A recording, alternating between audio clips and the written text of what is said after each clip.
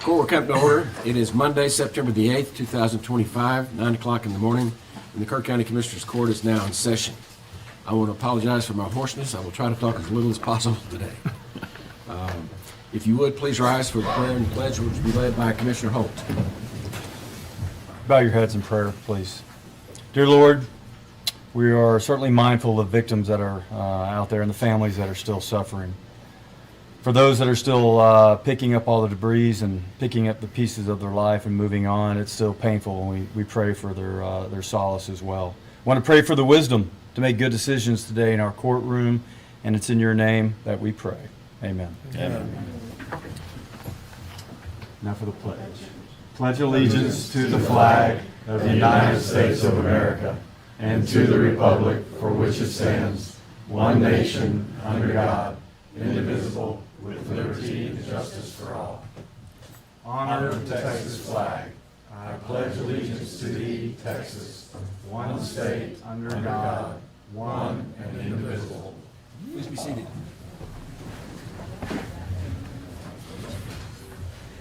First item of business are these things. Either turn them off or turn them to silent so that they don't interrupt the proceedings. First part of our docket is always public input, and this is an opportunity for the public to bring matters to the court's attention. Unfortunately, we're not in a position to be able to respond because that's not on the agenda. Input's on the agenda, not output. We ask that you go to the podium because we are on YouTube publicly, and identify yourself and the precinct that you live in. If you live in a precinct, you may be from out of town. And limit your remarks to no more than 3 minutes. I've had several people sign up for the public input, and I'll go ahead and call the first one, which is Kerr Guerrero. I recognize that orange shirt. That's our signature color, sir.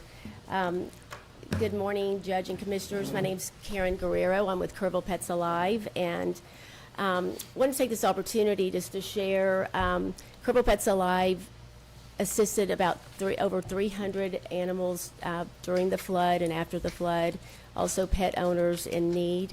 And we were generously gifted with a lot donations, in-kind donations and financial donations, and we want to give back to the community by hosting a free pet wellness and resource event, which will be this on Saturday between 8 and noon, over right next door at the Earl Garrett Red Cross building. So we'll provide registration for free spay and neuter, free vaccines, free microchips, just about anything anyone needs for their pet, pet supplies, food.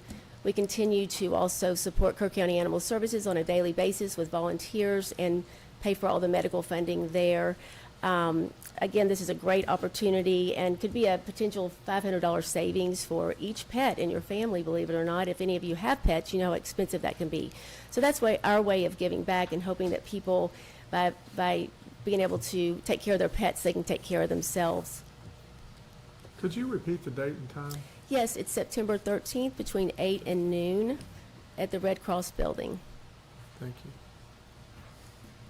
Okay, thank you. Thank you. Next, Rufus Maxfield.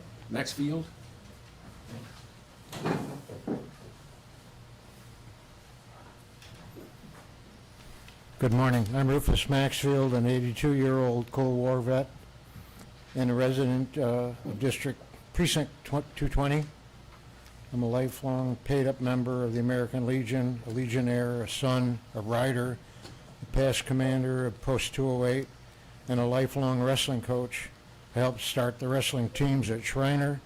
The women won the NCWA National Championships in 2021. And additionally, they were the National Dual Meet Champions in 1920 and 21. The handicapped vets are very much appreciate the addition of the sidewalk along Riverside Drive. However, Riverside Drive itself is a disgrace. The craters can swallow cars, forget about wheelchairs.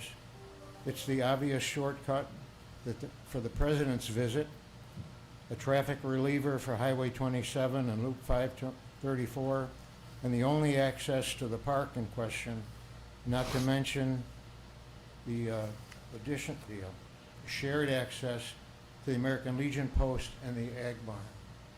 Thank you. Thank you. Next, we have Robin York. Good morning.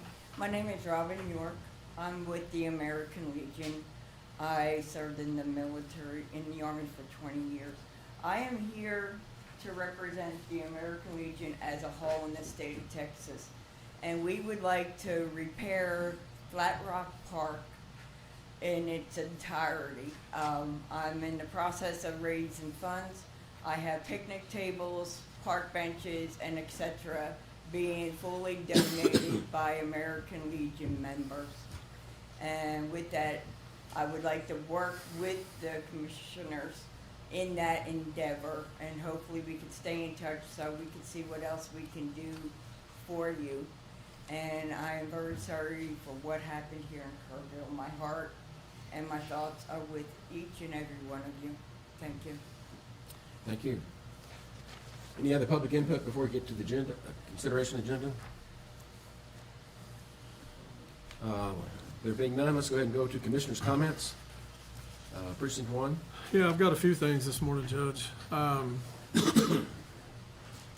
Need y'all to know that the flood long-term recovery efforts are being organized under Kerr Together within the Kerr EDC.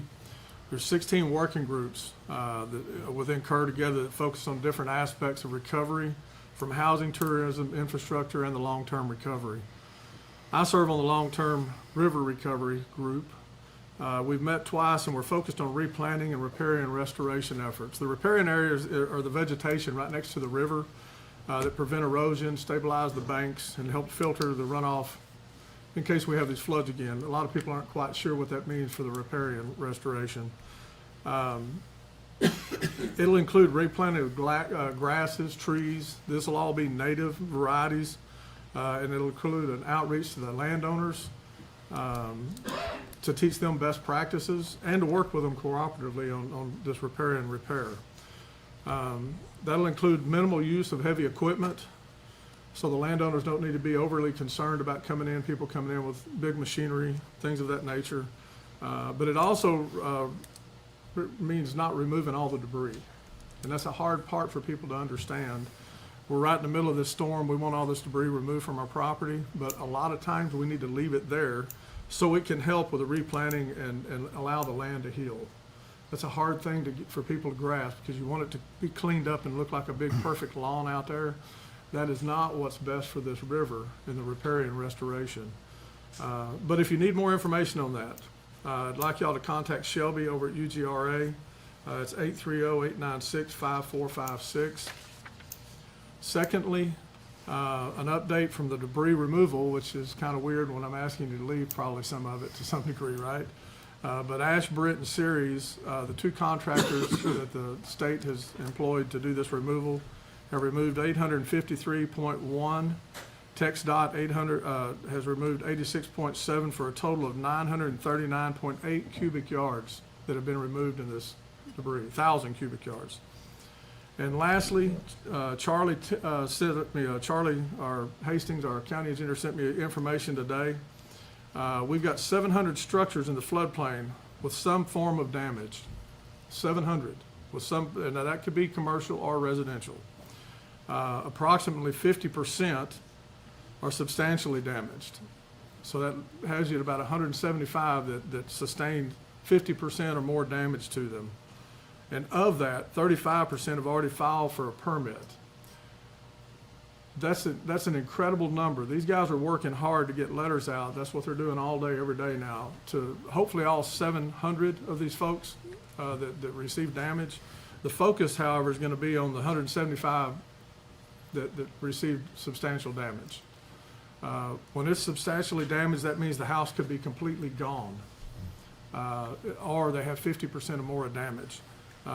They're working hard daily on this. Please be patient. If you're somebody that needs to file for a permit, please contact our county engineering office. They're trying to work hard and work with folks, and we've got FEMA down there working with them every day to accomplish these goals. It's a hard task to accomplish in a short window, but the biggest thing we need right now are patience as we move through this process. I think that should cover it. Okay. I'm almost afraid to ask for two. Here it comes. Go ahead. Continuing welfare checks to try to match needs with resources. And I'm very pleased to say that I was contacted last week by a ministry that wants to make 7 modular homes available for families who lost their homes. So working with a couple teams to identify the best fit for those 7. I mean, it sounds like we got 175 that could use them, but obviously we don't have enough for all. We have a aggregate production operations advisory council meeting scheduled for September 16th at 6 p.m. This time it'll be at the Union Church because the Youth Event Center isn't available. But I'm also asking our aggregate miners to estimate the volume of water that was diverted from the river into their pits. They all had substantial flooding, and it's just very interesting. It certainly helped in terms of minimizing the damage from the flood downstream from those locations. So we're just trying to document what that is, and they get beat up pretty good by the public most of the time, but here's a time where we can actually appreciate having those pits available to take some of the water out of the flow. And we also, I've arranged to have Texas Parks and Wildlife come on the 12th, this Friday, to investigate the removal of some of the new gravel deposits that are in the river floodplain and advise whether a permit will be needed. It sounds like it may not.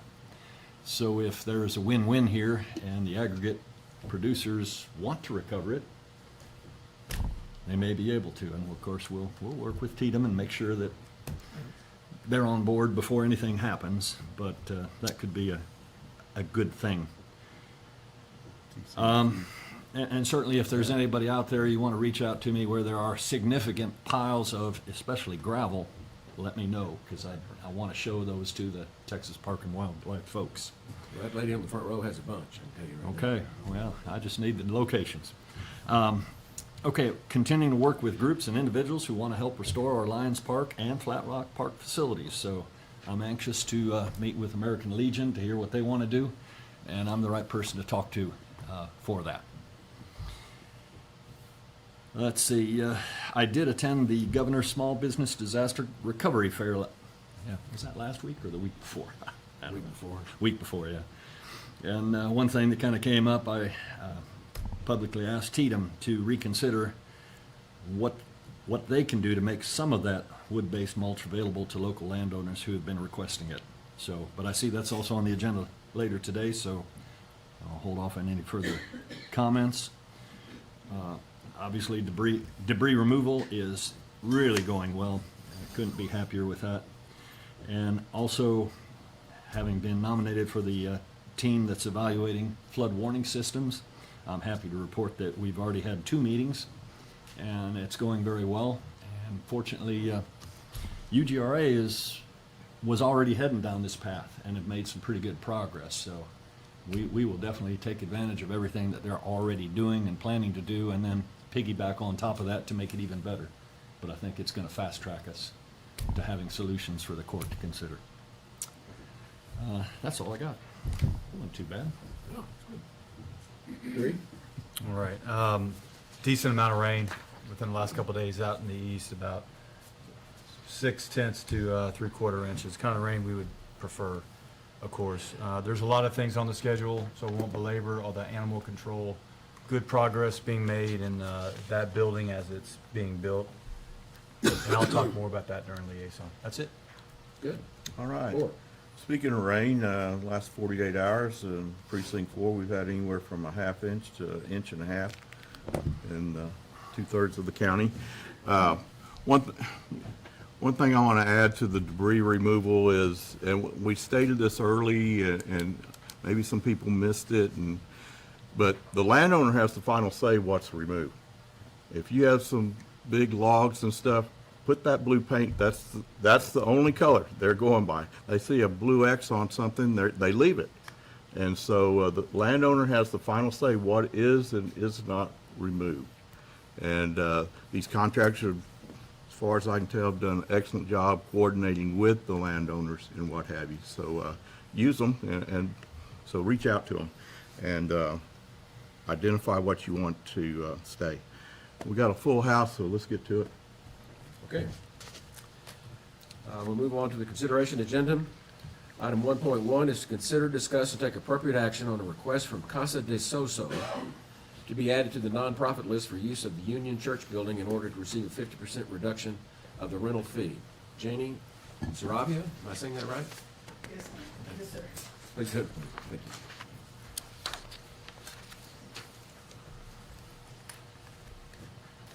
My name is Janie Saravia. My husband and I, for the last 13 years, we've had a home, a Christian home for men and women that are trying to get off drugs, that need a place to come and detox and get stabilized in a lot of different ways. And we are just here to request that we get put on the nonprofit list. I move for approval. Second?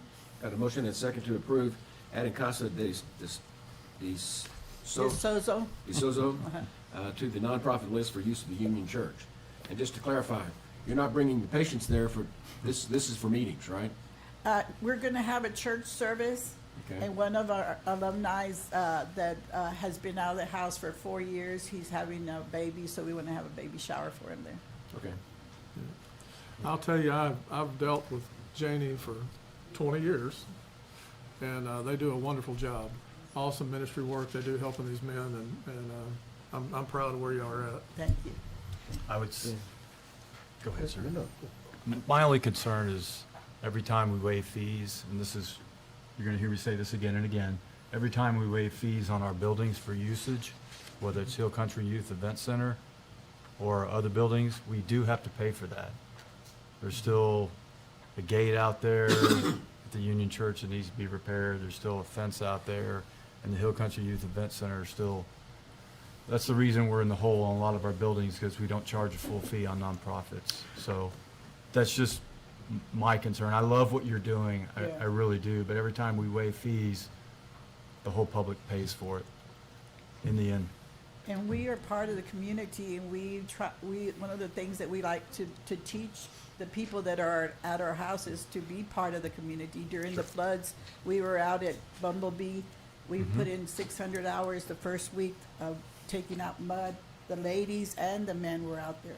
So we have no problem with helping with whatever needs to be done there at Union Church. You know, for the community, this is what we give up is a small part of what we get back from groups like this. And so you can't weigh it monetarily. So we appreciate y'all. Thank you. I just have one question. I mean, how Yes, sir. often do you foresee using the facility?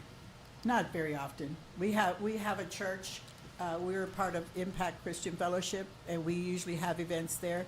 But this baby shower is something that we're wanting to do for this Okay. alumni.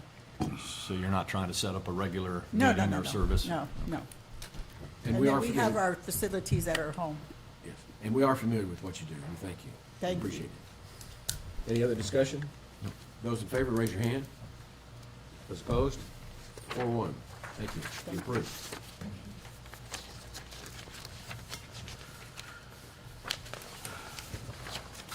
Okay, a little disclaimer on this next one. Item 1.2, consider, discuss, and take appropriate action on a request from the Daughters of the American Revolution, Major James Kerr chapter, to declare the week of September 17, 2025 through September 23, 2025 as Constitution Week. My wife, Vicki Kelly. What's the disclaimer? Was it like a hostile speaker? Are you abstaining, or what does this mean? Present us with the certificate. Okay, no.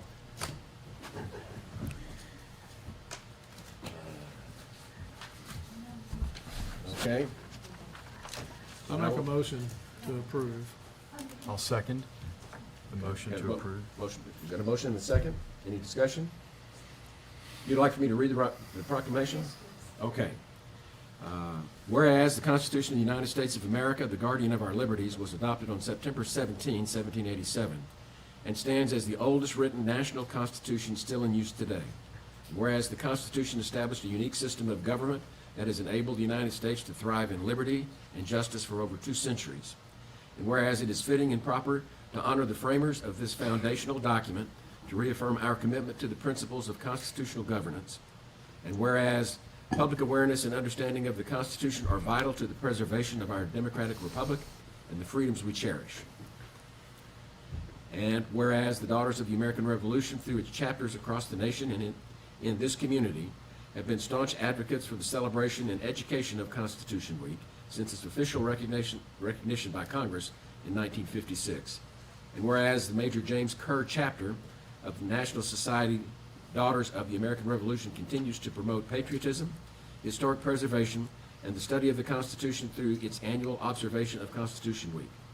Now, therefore, we, the Kerr County Commissioners, do hereby proclaim the week of September 17 through 23, 2025 as Constitution Week in Kerr County, Texas, and urge all citizens to reflect upon the privilege of American citizenship and the importance of actively protecting and preserving the Constitution.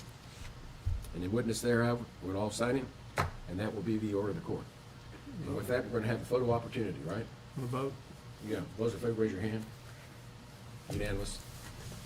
Kind of no-brainer. Okay.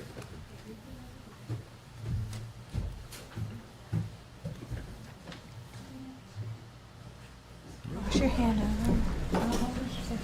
Okay. Okay. Okay. Get a little closer together. Thank you. Smile. How about things? That's perfect. Thank you. No worries. No, you're fine. Okay. Thank you. Thank you. Thank you, Judge. Thank you for your shoes.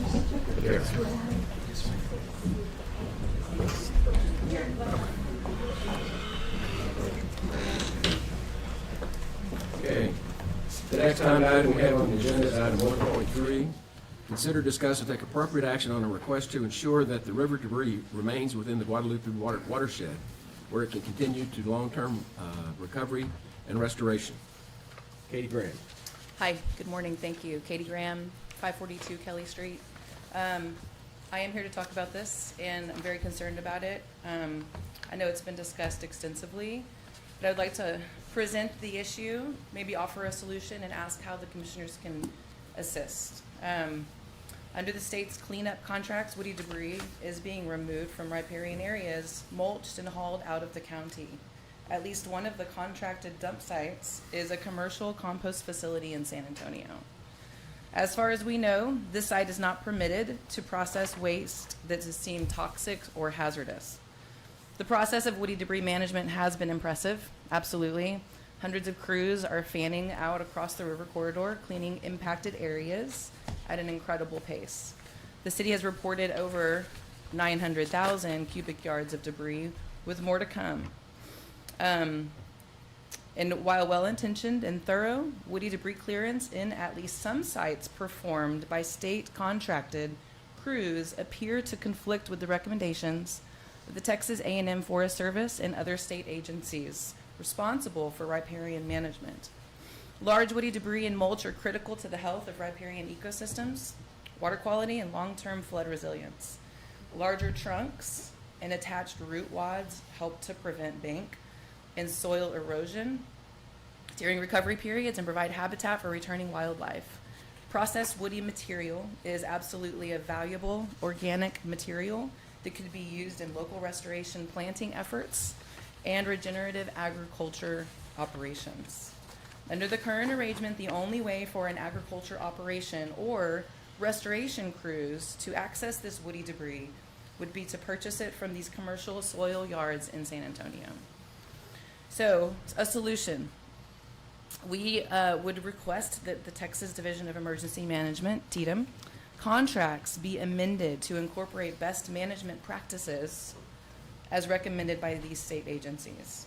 Specifically, allow natural recovery. Floodplains and stream banks often heal on their own. Avoid heavy machinery, grazing, or unnecessary disturbance so natural vegetation and soils can recover. Protect and replant vegetation. We are working on that, and vegetation has been lost. Replant with native species, eroded, or high-risk spots in rows or clusters that won't obstruct flow, utilizing that woody debris to protect saplings from washout, browsers, or other pressures. Manage debris wisely. Large woody debris, such as downed trees or stumps, play a very important role in slowing the water. Trapping sediment and protecting banks, leave it in place if possible. and only remove wood if it blocks bridges, crossings, or threatens property.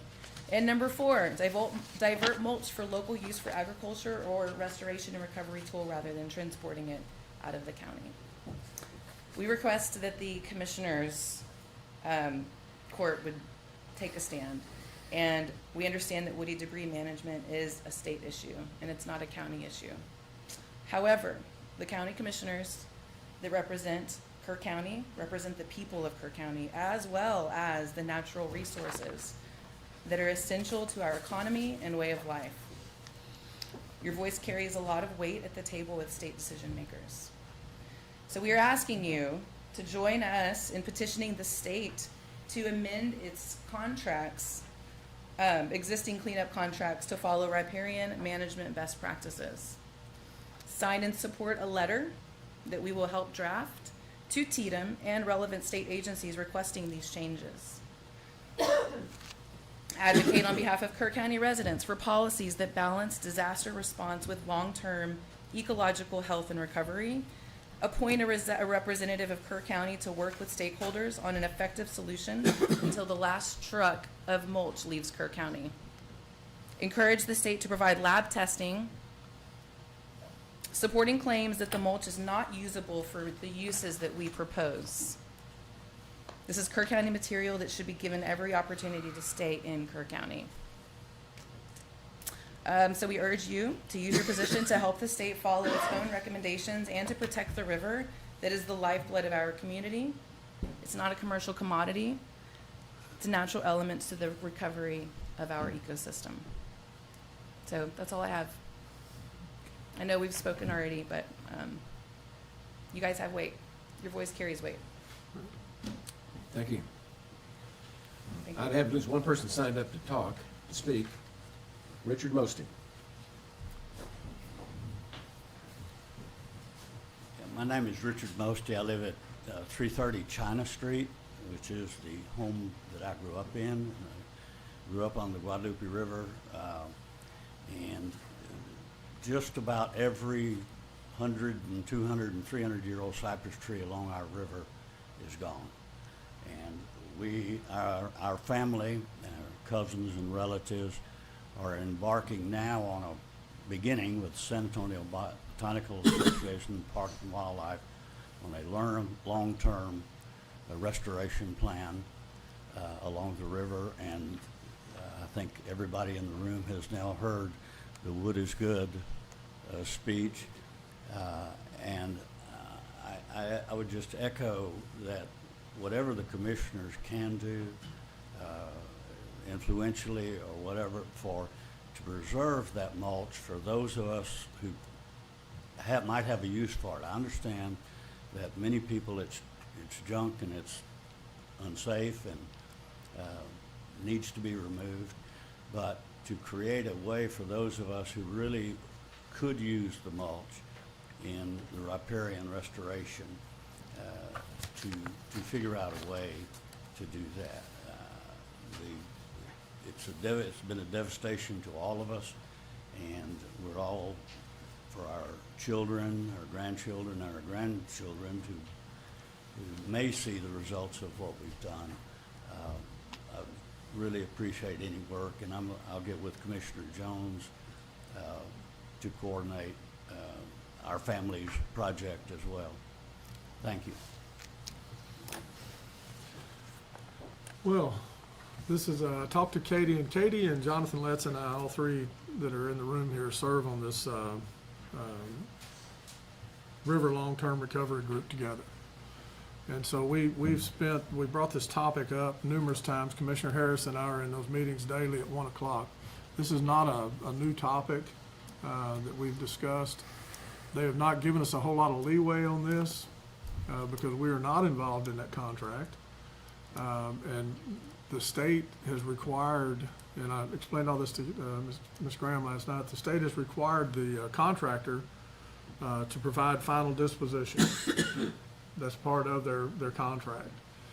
We don't have the ability, to my knowledge, Judge, to go in and ask them to amend a contract without stopping the progress that's being made, which would definitely not be in our best interest in Kerr County.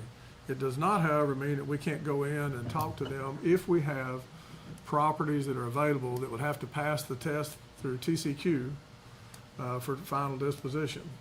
So we can reapproach that today at 1 o'clock and visit with them again and see if that's something that we can get them to take a real interest in, and that we can express the desires of the community and see if some of them are willing to at least open up a dialogue, right?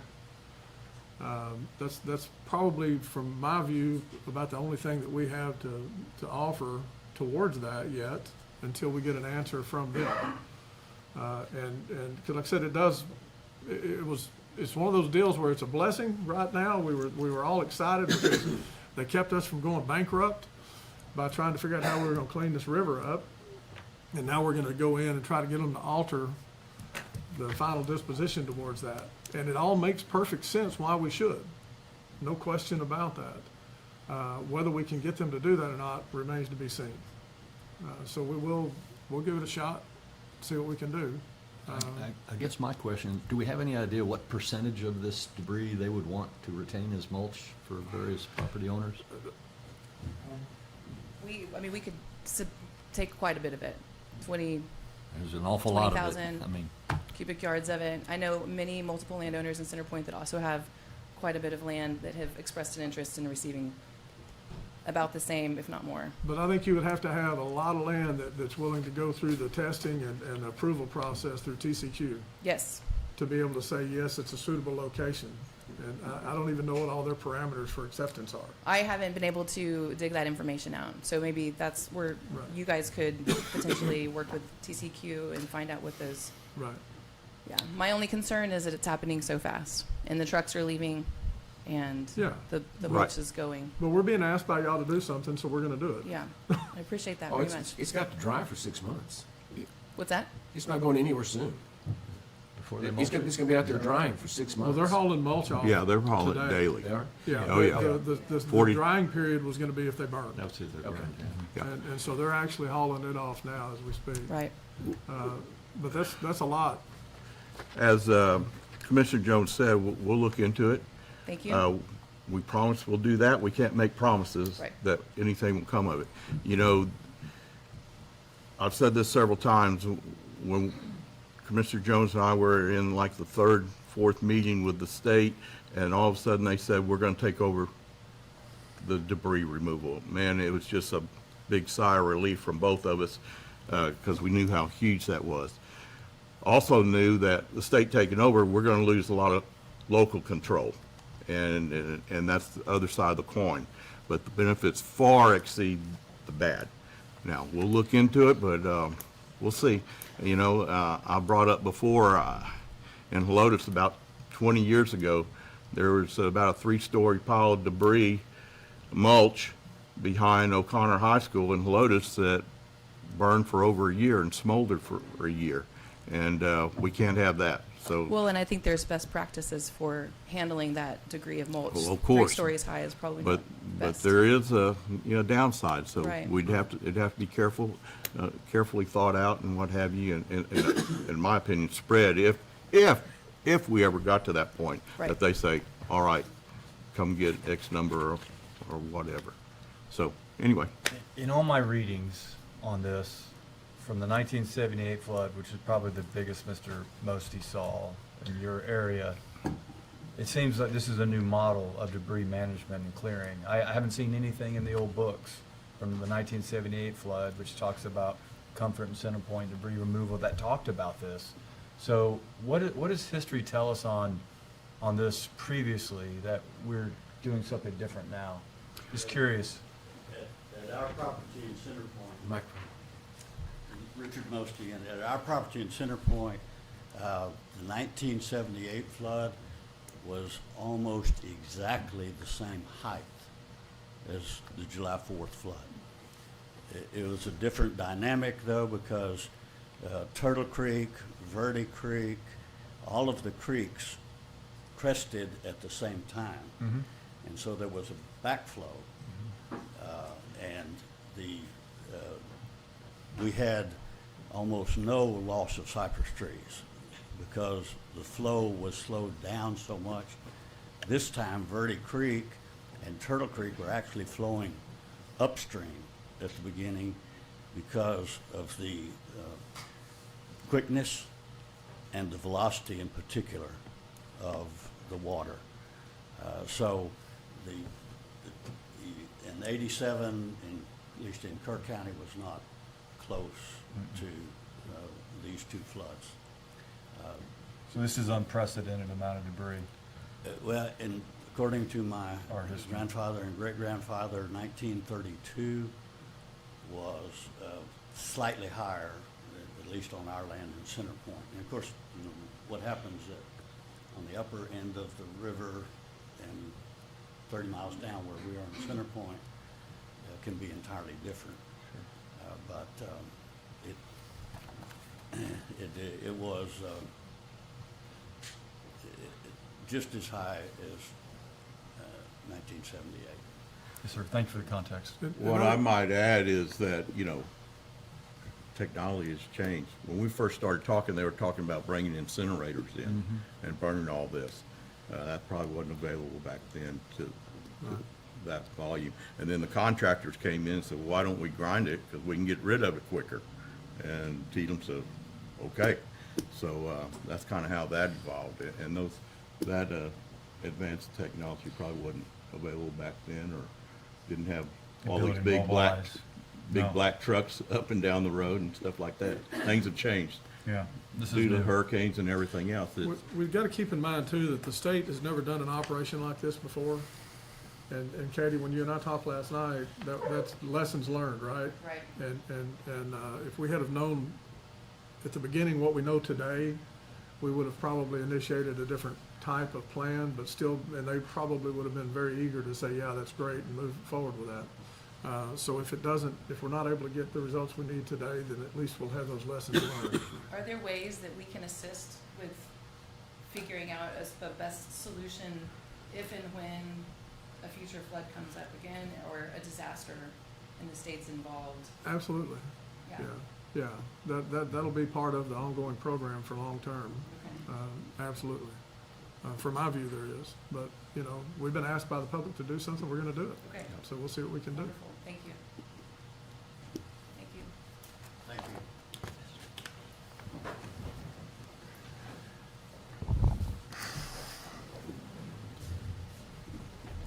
The only thing I would add is, by way of clarification, everything in the waterway of the river belongs to the state. And when this whole thing came up, we were very concerned about what the cost of this debris removal was going to be, and very relieved that the state stepped in to do it for us. And by the way, the Texas Division of Emergency Management is a division of Texas A&M University.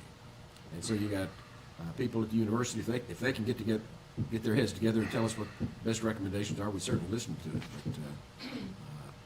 But that's who we deal with is Tatum at this point. But we're happy to do what we can. That's all we can do. Can I make one comment? Sure. Jeremy Walther, Elm Pass Road in Center Point. The approach that Tatum is using for cleanup directly contradicts A&M Forest Service recommendations. There was a quote in Kerrville Daily Times paper by a forester that is on site from the Forestry Service that had recommendations for riparian management. That is nothing like what we're seeing happening in the majority of these sites that Tatum is responsible for. So it's just a matter of maybe helping bridge that gap. The state's making this recommendation, and then another state agency is not following those suggestions. It might just be worth pointing out in a very diplomatic way, of I course. think they're both divisions of A&M. Sure. Yeah. So A&M needs to talk to itself. That's what we suggest. Thank you. Thank you. I'm good. I don't think there's any action item that we can take right now. Judge, there was another lady, Peggy, that wanted to talk. Oh, yes. Patricia Higgins.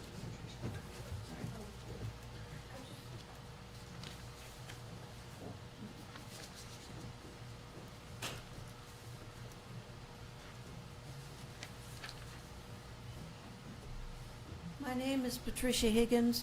I live in Center Point. I just wanted to make a comment, and it doesn't,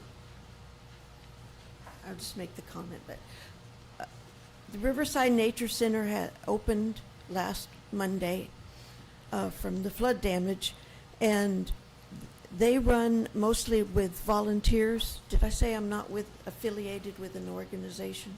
As I'm not affiliated with anyone. But they opened last Monday, and it is fantastic. But they run on volunteers mostly. They were out there on the 5th of July cleaning up that park area or garden area, clearing the paths, and they used all of this stuff from the river. They used it. They put it back into the garden. That place, I recommend anybody to go see. It's a good example of what the soil, the silt,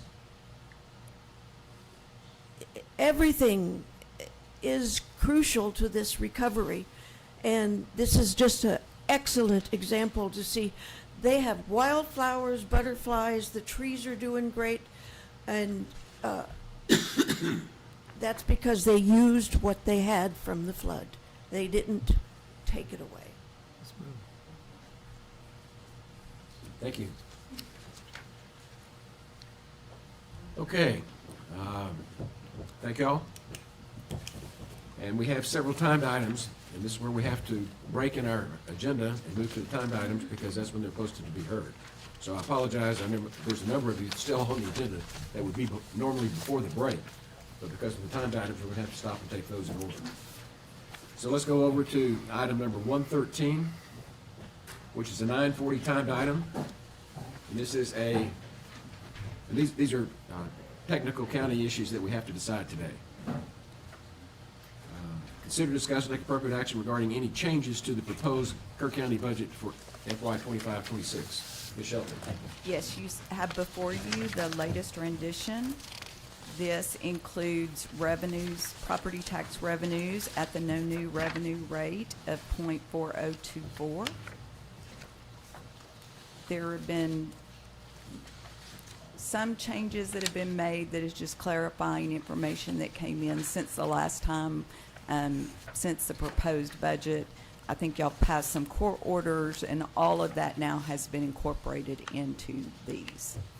We're no longer using estimates.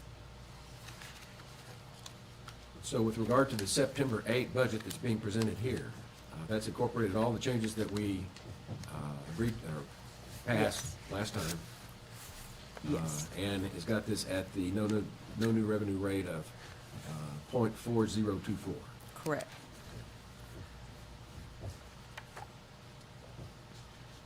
Any other changes?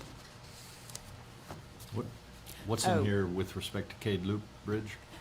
Thank you. I just thought of that. Yes. Based on the meeting we had Thursday, it's also been, the cost is going to be less, and that's been incorporated into here. It's in the Fund 30, so it's about halfway down on the bottom section there. And we now are not using any property tax revenues for that. We should have enough ARPA interest left to cover whatever the match may be for Kerr County. Don't you have an update later in the agenda on this? We've talked. That's on already this, worked and into this that? is- Yeah, that's worked into that. Okay. So this is just on the budget right now. Any other proposed changes to this budget? None. Okay. Then we will move on to action item 1.14. It is 9:46. Do we have to approve it or anything, or? That's what the next one is. Yeah. 1.14, consider, discuss, and take appropriate action to adopt the FY 25-26 Kerr County budget and take a record vote. This is to go ahead and enact the budget that we just discussed. Correct. I move for approval. Second. Got a motion and a second to approve the budget as presented. Any discussion?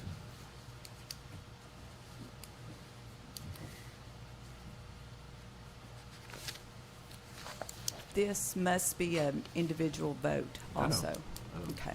I'm just waiting to see if anybody wants to say anything. I don't want to make a big deal about it, but I really don't like this budget. I think we're spending way too much money out of fund balance in it, $12.6 million. And those are revenues that we will not have next year. So by setting this tax rate as low as it is, at no new revenue rate, I think puts us in peril for next year's budget, and certainly the year after that, because we're not going to recover these revenues. This is just money that is temporarily lost. And that was the rationale behind the reason in the tax code that you could have, during a disaster declaration, you could have a temporary increase to be able to fund your losses and damages, which we've suffered significantly. I'm not going to vote against the budget, because if we don't adopt a budget, it reverts back to last year, and we don't have enough money to run the government with what last year's budget was, I can tell you right now. So we need to be able to pass a budget, and I'm not trying to obstruct that.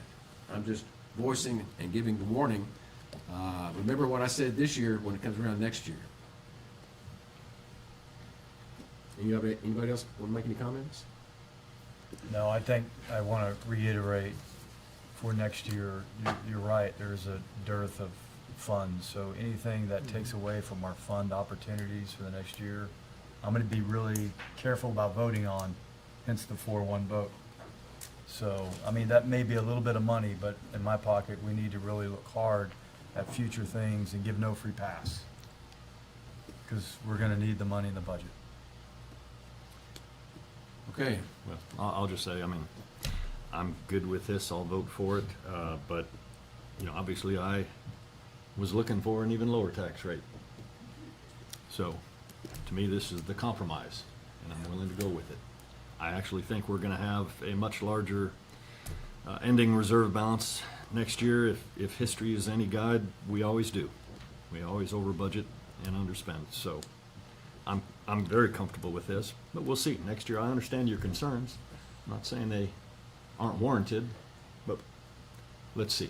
But what I'm saying is, we're going to have to raise the tax rate significantly next year. It would have been better if we were doing this incrementally in years past. And I'll challenge anybody. If you look at your tax bills, there has been no increase in your taxes as a result of an increased tax rate. Because there has not been an increased tax rate since we've been on this court, Don and I. The increase in your taxes is because of the appraisals, not the tax rate. I know a lot of people are panicked about the tax rate, but the tax rate is actually healthy at this point.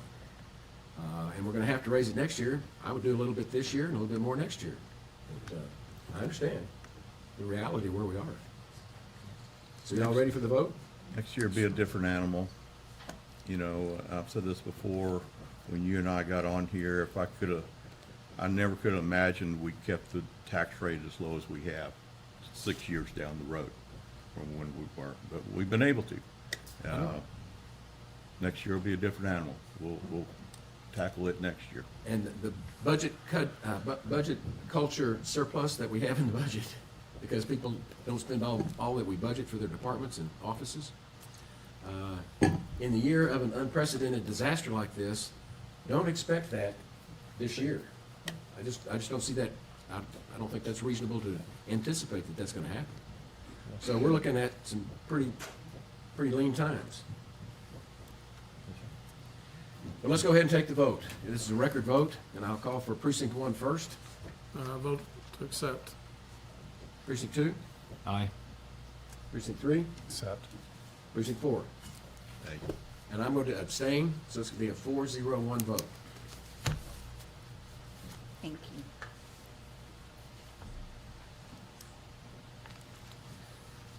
Next item on the agenda is a public hearing. I'm going to convene a public hearing on the proposed Kerr County and Lateral Roads 25 tax rate. Mr. Reeves. Yeah, it's a public hearing. It's just a public hearing, yeah. Anybody want to speak about that? Okay. Mr. Baruti?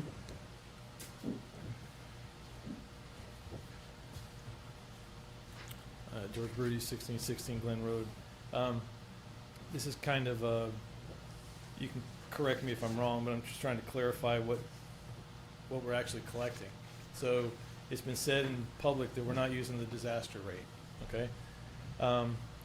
Which I guess technically is correct, but it's kind of misrepresenting what's really going on, which is you're adopting a budget that requires a tax revenue. Excuse me, this topic is on the roads, the road I tax? thought it was Kerr County and, No, we've already voted on the budget. This no, I is, know, the tax rate, correct? this is Kerr County and lateral roads tax rate. Lateral roads. I thought it was Kerr County and lateral roads tax rate. Is that not correct? Okay. Okay, so I'm discussing the tax rate that's being collected, which is really a representation of the revenue amount that you're collecting. And so the public understands, the tax rate you're proposing is going to raise more than $2 million, it's closer to 3, but to keep it even, $2 million worth of revenue. You're expanding government essentially by $2 million worth. And while you're claiming to not be using the disaster rate, if you look through the worksheets, which I don't know if they were up there before, but they are now, so I appreciate that. You'll see that the disaster rate is somehow lower than the voter approval rate. That's because you guys are choosing to use unused revenue from prior years, which you're allowed to do. Nothing wrong with that. But what people need to understand is that you're raising the amount of property tax collection by nearly 8%, okay? It's not some small little amount. It's a very large amount. And you're doing it in a way that you're allowed to do, but I would argue that it's a little misleading to keep telling people that we're not using the disaster rate when you're actually collecting more than the disaster rate on its own would allow you to collect. Because do you guys even understand what unused increment is? Do you understand that you're using that? Prior years, you collected less than you were allowed to, and you're allowed to recoup that, and it's nearly $2 million. It's all really coming from that. And you could adopt any rate you want, but the real voter approval rate is the maximum allowed without getting voter approval, which would include the disaster rate as well as the unused increment that's available to you. That's what I believe should be reported as the voter approval rate. And it would clear up some things as to why people are paying, why the government is increasing property taxes by nearly 8% and claiming to not use the disaster rate. And if it looks like people are looking around like they don't really understand what I'm saying, so I'm not gonna try and explain it right here, but I'm sure that if you took the time to look at it and ask Mr. Reeves about it, you would get a better idea of what I'm talking about. At the end of the day, you're collecting nearly $3 million. It's on that front page that you'll see in your budget. $3 million more tax revenue than you did last year. And I'm sorry, but that's a large number. And people need to understand you're expanding government at a time when maybe you should be looking for cuts. So, thanks. This is a public hearing. Anyone else want to address the court? That's something we should let Bob comment on, or? He's going to make a recommendation here in a minute. Okay. So with that, we'll go ahead and there being no one else that wants to address the court on this issue, then we will adjourn the public hearing and move on to item 1.16. Consider, discuss, and take appropriate action to take a record vote to adopt the 2025 Kerr County tax rate. This will be the combined tax rate for Kerr County and lateral roads. Mr. Reeves. Yes, good morning, gentlemen. On August 25th of this year, the court by a vote of 4-1 proposed a tax rate for the 2025 tax year of 40.24 cents per $100 valuation. This rate represents the no new revenue rate for Kerr County's general fund and the lateral road fund. The rate is broken down as follows: 33.22 cents per $100 valuation for maintenance and operations. Interest and sinking fund is 4.92 cents per $100 valuation, and the lateral road fund is 2.1 cents per $100 valuation. The notice of the proposed tax rate was published in a local newspaper in accordance with Texas Property Tax Code. In addition, this notice received proper internet and website posting. I placed a copy of how the motion should be read into the record to adopt this tax rate. I believe each one of you had it in your boxes. This vote should be a record vote. I'm available to answer any questions. Any questions? Can you address any of Mr. Barui's comments there about the 8%? Because frankly, I didn't quite. The only thing I can say, whether we were using the disaster rate or the rate which we are now using, you'll recall you rescinded the disaster rate. Right. The no new revenue rate was the same Yeah. on both of them. You're adopting the no new revenue rate if you choose. You're not using the unused increment. That's what I thought. Any other discussion? Make a motion. Second. The motion needs to You gotta be read read as a place. Individual. He's got a copy. Oh, I make a motion to adopt the 2025 tax rate as proposed. I move for the adoption of the total combined tax rate for the tax year 2025 of 0.4024 per $100 valuation. The breakdown of the tax rate is maintenance and operations, 0.3322 per 100 valuation. Interest and sinking fund, 0.0492 per $100 valuation, and lateral road, 0.0210 per $100 valuation. This rate does not exceed the 2025 no new revenue rate. Second that Got a motion. motion and a second. Any discussion? Those in favor, raise your hand. It's a Record vote. record vote. Oh, record I'm vote. sorry. Yeah, you're right. Precinct I one, vote yay. 2, Yay. 3, Yay. 4, Yay. and I abstain. 401.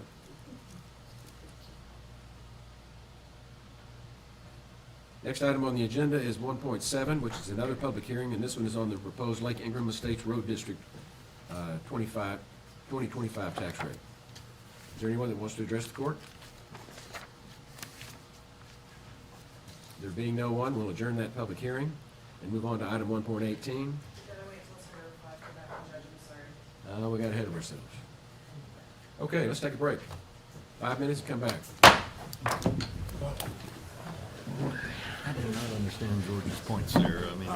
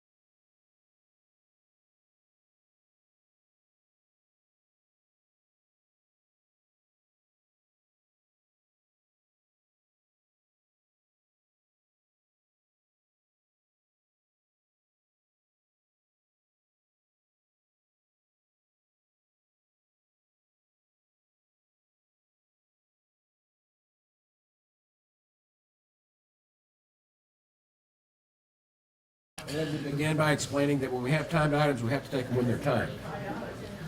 And what we're going to do is we're going to go ahead and I'm going to call item 1.18.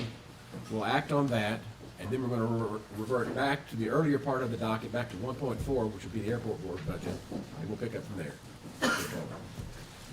So with that, I'm calling item 1.18. Consider, discuss, and take appropriate action to take a record vote to adopt the 2025 Lake Ingram Estates Road District tax rate. Mr. Reeves. Yes, sir. Also on August 25th of this year, the court unanimously approved the proposed tax rate for the Lake Ingram Estates Road District. The rate is 9.81 cents per $100 valuation for the 2025 tax year. A notice of this public meeting was published in a local newspaper in accordance with the requirements of the Texas Property Tax Code. Additionally, in accordance with the code, the appropriate postings were placed on the website and the internet. I've also passed out a copy of how the motion should be read to adopt this tax rate. This also should be a record roll call vote. And as I remind you, the entire rate for this one is for interest in sinking fund, AKA the debt service of the road district, and is only incurred by the residents of the road district. I make a motion and move to adopt the Lake Ingram Estates Road Tax District rate of 0.0981 per hundred valuation for the 2025 tax year. The entire tax rate will be dedicated to the interest and sinking fund. Second. And a motion and a second to approve the tax rate for Lake Ingram Estates Road District tax rate as presented. Any discussion? We'll take a record vote. Let's do it the other way. Precinct 4. Yay. Precinct 3. Yay. Precinct 2. Yay. Precinct 1. Yay. I'll make that unanimous. Thank you, gentlemen. Thank you. Okay, we're going to go back on the previous page to item 1.4, which is where we broke, and that is consider, discuss, and take appropriate action regarding the Kerr County Joint Airport Board budget. Kerr Griffin. Yes, sir. I came before you guys about 6 weeks ago and discussed 90% of my budget. I forgot to bring in my Fund 48, which is my capital account. And so this is the presentation of that Fund 48. Basically, the capital account is how we have done and do the improvements at the airport. Most of these are TxDOT 9010 reimbursable funds. And so we're rolling over a couple of the jobs, most of the jobs actually, that we commenced with TxDOT this fiscal year, including our repaving, restriping, also some replacement of hardware. We are in the process of getting ready to do the system that shows up on here, which is the AWAS, which is the weather operating system that puts out a recording to pilots as to what our current weather and conditions are. Also, we will be closing out this year the dark sky effort and getting that funding back from the state. That paperwork is in process to get the monies that you guys put forward along with the city to do the land acquisition. So not asking for anything different than what was already on the books last year, and hopefully this year will be a little bit quieter and we can get everything in line. I want to appreciate Tanya's office as well as her counterparts at the city for helping me get through this in the 4 months that I've been had the pleasure of serving as the airport manager. It's definitely been drinking out of a fire hose, and they've gotten me through it. So that's all I had. That's where we are. And any questions? Yes, sir. If you could just maybe let us know about throughout the flood, your airport was almost, if you will, taken over by so many different aircraft. And with that, I know there was some discussion about landing fees, ramp fees, storage fees on all the state assets and different federal assets that were Right. there. Where do we stand on the usage fees or collected on that? We the airport, we, the airport, do not charge landing fees or ramp fees. The fixed base operator has the right to do that as part of his operations. I believe that all of the stuff during the recovery process, the weeks immediately following, there were no fees charged to any of the users at that point by the fixed base operator. So they were pumping a lot of gas and busy doing that. So I do not know of any fees collected by Kerrville Aviation. Okay, thank you for your leadership throughout this period. It was my pleasure. It was really a great time for the community and our airport. I think we came across pretty good. So anyway. You did. All right. If nothing else, I submit my Fund 48 to you, and we'll press on with fiscal year 26. Well, I need a motion. I'm going to make the motion to approve the airport budget As presented. as presented. Second. Got a motion and a second. Any discussion? Those in favor, raise your hand. Unanimous. Thanks. Thank you, sir. Appreciate it. Item 1.5, we have some people that are going to want to talk on 1.5. Let me go ahead and call it. Consider, discuss, and take appropriate action to open bids and award the contract for rainwater catchment system at the new Kerr County Animal Control Facility. Commissioner Letts, former Commissioner Letts.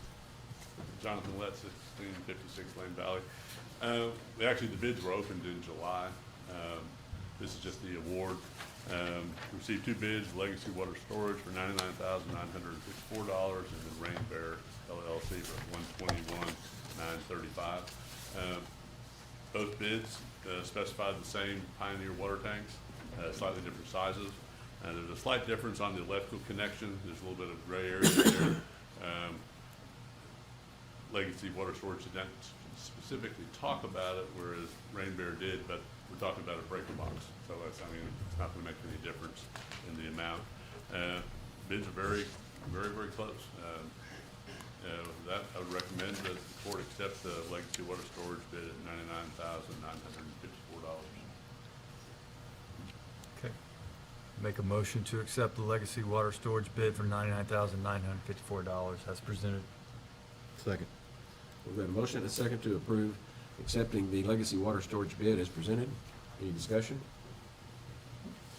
Those in favor, raise your hand. Unanimous. Item 1.6, consider, discuss, and take appropriate action to award dog kennel bids for the new animal control facility. Reagan Gibbons. Good morning, everybody. You should be getting a sheet there with a little bit of a breakdown. I did get a chance to go and look at the Stone Mountain Company, their kennels, and we determined that that was very, very much adequate what we need. That's what we were actually looking for. So their price for the dog kennels, you'll see for 64 of them, which is how many we need, is $215,179.52. And then there's 22 isolation and quarantine kennels, which comes to $59,600.46 for a grand total of $274,779.98. My recommendation is to go ahead and go with Stone Mountain for their dog kennels. We already did the cat kennels to VSS Medical, but I guess if you'd like, what we could do possibly is go ahead and get 52 instead of the 64. That way we've got everything we actually immediately need. We have to have 100% the isolation kennels and the quarantine kennels. We have to have a whole bunch of places to put other dogs that aren't in isolation or quarantine. But my recommendation is to leave out one of the rows of the kennels in the adoption area for now, to save $40,346.16 just for the time being. And then once the facility currently that we're in sells and the property and everything, then look at finishing that out. question just for discussion. What's the max number you've ever had as far as dogs in your current facility? No, that's a curveball I'm throwing at you, but I don't think it was higher than around 40 total. Yeah, we have, I swore I was gonna write this down, how many kennels, but I didn't. I think we've got 20, there's 20-something outside, and I say outside because they're in the detached, covered, enclosed kennel area. And then we have what we call the white room, just because it's painted white. That's where we put some of the smaller animals and some of the the puppies, so that they can't get into some of the drainage areas. It's a little more secure for them. They also can't get out as easy. I think there's 7 in there, and then we have the blue room, because it's blue. And it is, I think there's 7 or 8 kennels in there, and that's our isolation area right now. And then, of course, the quarantine area, which I think is 7 or 8. I mean, maximum, I don't know how, if we've, I'm sure that at some point during some event, we filled the whole thing up. I know that at one point we had cats in pet carriers because we didn't have space available. There was a whole bunch coming in. But I don't know exactly how many we've had. But maximum, we could probably hold it all. 40, a little over 40. Right, okay, I understand. Your recommendation now is hold 72, we're doubling. Well, and all of this, capacity. keep in mind too, full for us 52. is not really full. What's the point? We say we're full, you go in and there's 3 or 4 or 5 empty cages, but that's because we have to have a place to put animals that come in through the day. If we have a cage, if all of our cages are full, we don't have anywhere to put an animal that may randomly come in the next hour, So full is not really necessarily full. We try to keep some empty cages so that we're prepared for the day. So we'd be looking at, and on these cages, I guess a good way to put it would be like, think of the drain. Over that drain in the holding area, there is 2 rows. There's 2 drains and 2 rows of kennels. Each row has actually 18 different cages in it. Ideally, what you want to do, just for staff ease of cleaning and then also for staff safety, it's really good to be able to move these animals back in the back-to-back cages. So unless we're absolutely full and needing more space, we try to keep it to where we can move them without having to actually remove them from a cage. But so your individual cage is an actual individual cage with another individual cage behind it. So that's, you've got 9 and 9 for 18, and then you've got another row of 9 and 9 for 18. In the adoption area, there is 2 rows of 14. So you've got 7, 7, and then for 14, and then on the other train, you've got the 7 and 7, 14. So I'm proposing we don't get one of those rows right now, just to kind of ease that price tag a little bit right now, and then whenever we sell that property, we can look at finishing that. But we should have enough with the others to do just fine for a little while. All right, I'll make the motion, if we can, to approve this item 1.6, to award dog kennel bids to Stone Mountain for your recommended 52 regular kennels at 174,833.36 and 22 ISO quarantine kennels at 59,600.46 for a grand total of $234,433.82 for the award, as presented. Got a motion and a second? Discussion? Any discussion? Yes, sir, we have some discussion back. This guy again. Jonathan Letts. I've worked with Reagan and Jeff a lot on these bids and the amounts, and one of the reasons I'm recommending, and Reagan recommending that they is that there's a change order coming at your next board meeting, and I know you don't have any money extra for that project. So this is a way to cutting it back and basically creating money for that change order, which is going to be coming in next week on a fire retardant issue. Yes, sir. That's part of the reason Craig and I talked about it, and Jeff and I talked about it. Just wanted to clarify that point. Thank you. So you're saying you're trying to save money so you can spend money? Okay. Well, but what we have to spend the money on is essential. We have to do it, or we don't Yeah, get that an would- occupancy permit. Yeah. We know what you're doing. Thank you for going out there, looking at the kennels. We're up for a vote. Yes, we have a motion. We got it. We got a second. Got a motion and a second? Any other discussion? Those in favor, raise your hand. Unanimous. Thank you. Okay.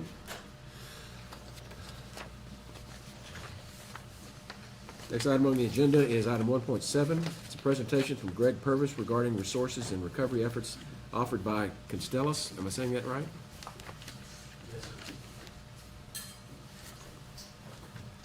Good afternoon. Appreciate the opportunity to visit with you guys. Greg Purvis from Hondo, Texas, so it's not really considered local. But here with MGI and Constellus. I'll keep this short because I want to give time to Constellus to brief you guys on resources and capabilities.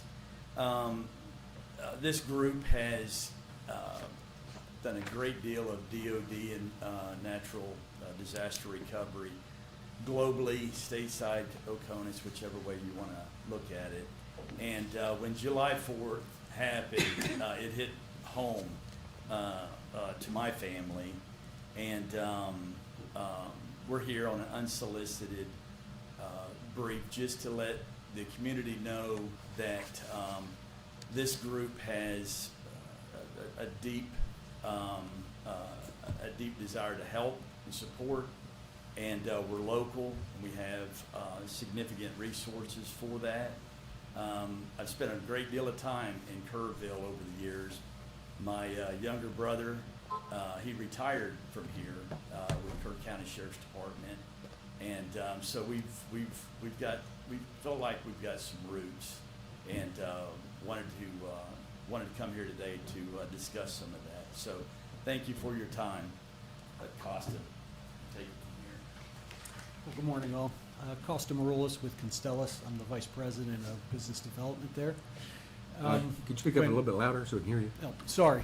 That's not actually a microphone for us, that's for you two. Gotcha.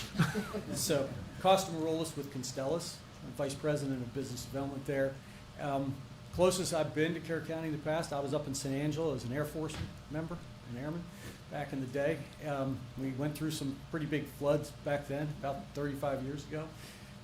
I'm also West Virginian, and we've been dealing with that as well. It's a heartbreaking loss here for Kerr County community, and definitely our condolences. When Greg and the MGI team had mentioned a partnership, as he mentioned, we've spent a lot of time overseas. I was a military member and since been a contractor the past 25 years supporting DOD and State Department. When we look at working in the U.S., one of our Constellus' key pieces is the use of local resources. We say we integrate, we coordinate, and we augment. We use and work with local companies, local personnel. They have the local knowledge, but often they don't have the ability to let's say, coordinate well, and we can come in and provide that. We can augment by connecting state and federal resources. Nice ringtone. What we usually do in those cases is, again, create partnering and stakeholder teams that allow us to talk to the locals, state, and federal. We've done emergency response work in Florida, Texas, and Alabama in the past. We try not to overload local, when I say local resources, what often happens when these emergency responses occur and all these entities come in from outside, quite often they forget that those resources locally are already taxed, and they start taking from the local entity. We are extremely cognizant of that. We bring our own camp support in. When we hire local personnel, we ensure that they have what they need, and we bring that from outside. We are a very strong logistics company. I think there's a handout floating around somewhere that lists the things we do, and I'm not going to go through that in detail. But we've got over 25 years experience doing exactly this type of operation. We are co-located up in Hondo with MGI. I appreciate the time of being able to talk and sit down and see the deliberations here for the commission, and I thank you all for the opportunity. Thank you again. Or is there questions or? No, I was just gonna let them know, I'd had previous conversations with Mr. Purvis, and I got to meet this gentleman earlier, and I've referred them over to Todd Bach, with long-term recovery, and they're gonna be meeting with him hopefully at 4:30 Yes, sir. today, because I felt like that what they bring is something that would be more in tune with what they will be handling. And Jonathan Lentz there with the phone ringer that, what was that, oh, sugar? Showing your age. Yeah, but he's also someone that works very closely with Todd Bach on all of this. And so I appreciate y'all coming in and giving us a good presentation on what you do here. Anything else from Mr. Purvis? Thank you. Yes, sir. Sorry you had to wait. Oh, no worries. Moving on to item 1.8, consider, discuss, and take appropriate action to approve a contract with Convergent, I guess Convergent, to provide monitoring services for the fire panel at the Juvenile Detention Center. Ms. Revens. Yes, sir, thank you. Good morning, gentlemen. This contract has been reviewed by our county attorney, and I'm asking to accept it as presented. It's just basically a yearly contract to monitor the fire panel at the Juvenile Detention Center at 501 Legion Drive. I'll move for approval. I'll second. Got a motion and a second. Any discussion? Those in favor, raise your hand. Unanimous. Thank you, Shane. Item 1.9, consider, discuss, update on matters related to the Hill Country Energy Sub-Regional Planning Commission. Mr. Paces. Yeah, the commission had a board meeting on September 3rd. It was well attended by a whole bunch of interested parties. The board approved Gillespie County joining our Hill Country Energy Sub-Regional Planning Commission, which was following the Kendall County Commissioners Court also approving their joining during their meeting on September 29th. For anybody who's interested, a video recording of our entire meeting is available on our website. And now that both counties have approved it, the board's approved it, I've asked our county attorney to modify the interlocal agreement and bylaws for the Sub-Regional Planning Commission to include Gillespie County. So hopefully that might be ready for the next Commissioners Court meeting. Thank you. All right, our next Sub-Regional Planning Commission board meeting is now scheduled for Thursday, October 16th at 1 p.m. in the Kendall County Commissioners Courtroom. So that date's kind of changed if anybody's paying attention who is in our board meeting. That's a day and time change. Well, a day change. Again, Thursday, October 16th. At the suggestion of Representative Chip Roy, who I had met with, a letter was sent to the EPA Administrator, Lee Zeldin, on September 3rd, calling on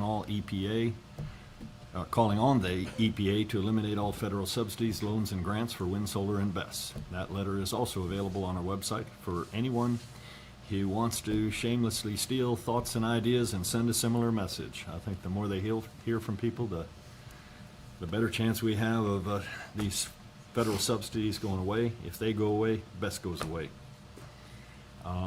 There have been no further responses to our requests to coordinate from PUCT or LCRA. So we're now going to look at attending their board meetings to convey our message on how their actions are jeopardizing our safety, our water, our environment, and the security of the Texas grid. That's all I got. Any questions? I've got a question. Yes, sir. This is a 391 commission. Correct. Should our attorney be the one doing that? Doing what? Reviewing the contracts, the agreements for that? That's the question. Yeah, that's my question, is should you be doing that I'm not sure. for a 391 commission? I don't think so. Well, That's my question. I mean, I want it done. yeah, but I mean, the county had to prepare the agreements and we have to approve them, so. But the county, That was before it was yeah, created. now you are actually your own commission. That was that's the reason I'm asking the question. I think that's right. Well, And that's my question. Sure. On my Okay. list of to-do, and I'm not sure about it, so that's. well, let us know. The whole I mean, premise is that you didn't use any county funds or Okay. anything like that. Well, but to clarify, I mean, this, before this entity existed, sure. Each county had their own legal representation to try to put this together. That's right. We did. Once we have this entity, now it's this entity's issue. Yes. Yeah, but each county will need to approve these agreements, right? Yes. And so at least, Well, I'm but- sure our but- county attorney will want to. They're gonna review it one way or the other. Well, no, you draw it up and These are then very they simple approve it. changes. So yes, I agree with you. They're very You know, frankly, So I'm I'll- gonna look and make sure if I'm able to help, I will. If it is because it's now developed, I'm prohibited from providing the legal Yeah. assistance to the entity, then I'll let you know that too. And that's fine. Otherwise, these are, it's so straightforward. I'm happy to make the changes myself. Oh, And then you gosh. can review them and Gosh, recommend now to the you're court an whether attorney. to Well. accept it or not. Absolutely. You got a strong background in contracts. I've got a question, and don't take this wrong, because I know things are slow moving and what have you. Yeah. Have we made any accomplishments with the three? Well, you know, I think we have gotten our message out. And this is a slow-moving process. Well, I set it You up know, like that. We've had some impact with some of the legislation that was proposed. Unfortunately, didn't get approved. And that's a very important thing, so we'll be working on it for the next legislative session. You know, we at least accomplished a meeting with TCEQ.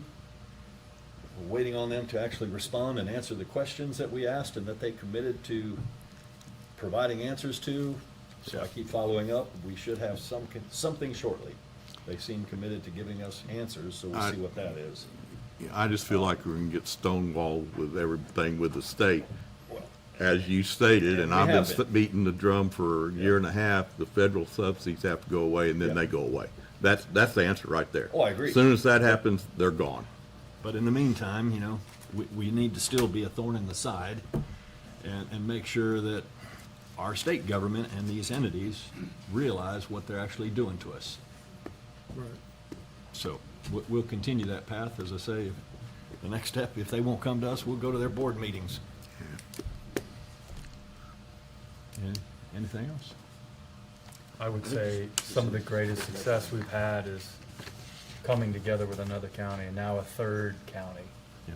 and our voice being heard at the state level. gonna magnify That the didn't voice. happen before. To understand the concerns of this, the fact that we don't have, well, we do have one in process, unfortunately, up in Mountain Home, right, and one up in Harper. It's the first one we heard about coming here. I Right. mean, But we don't have three. Right. Right, and we were concerned about having three within our county being built. And I think I have to attribute some of that has been by the organization and resistance of this planning commission. So. Like I said, I yeah. wasn't throwing daggers, I just, what have we done? Oh, we ask ourselves, you know, Yeah. like, you know, is our meetings worth having? Sure. Are they having an effect? Right. And the fact that we did get some legislation through, that it's a long hurdle, that we're fighting a very well-organized, well-funded machine Oh, gosh. is very difficult for us to consider. How do you fight that as a small commission? I also think. Proud to be that, part of it. You know, the information sharing, the collaboration we're getting with Van Zant County, and they're really a little bit ahead of us, not in terms of a 391, but in terms of their stand and their fight against one of these facilities, and you know the way they're using the fire safety code, and is it chapter 855? Okay. So And they've meanwhile- given us some good ideas. Put it that way. You know, California is ahead of us in development of these battery energy storage systems. And there's not one, two, but there's actually a third of these sites that have gone on fire. A third one recently, and you think Tesla batteries on your walls are a better configuration? Well, they thought that too, until 4 of their 84 Tesla batteries went up at a BESS on fire. And that was at a solar farm. So, And even the recycling plant in Missouri yeah. went up in flames. So what are we gonna do Keep with doing these what you're things? doing. I think you are doing a good job. I just was questioning the, Sure. No, that's fine. Okay. That's all. Speaking of thorn inside, we'll go on to the next topic. This is item 1.10. I'm going to call Ed and then ask Commissioner Herring. I'm going to call all three of them and ask him to go ahead and explain what we're doing, and we'll take them one at a time. Item 1.10 is consider, discuss, and take appropriate action to accept the Emergency Services District Number 4 compilation report. And we can give that here in just a minute. We're going to do 111 also, which is to consider, discuss, and take appropriate action to remove the president and the treasurer of the Emergency Management Services for District Number 4. And then 1.12 is to consider, discuss, and take appropriate action to appoint a president and treasurer of the ESD Number 4. So All right. with that, It's clear as mud to everybody out there, I'm sure. All right,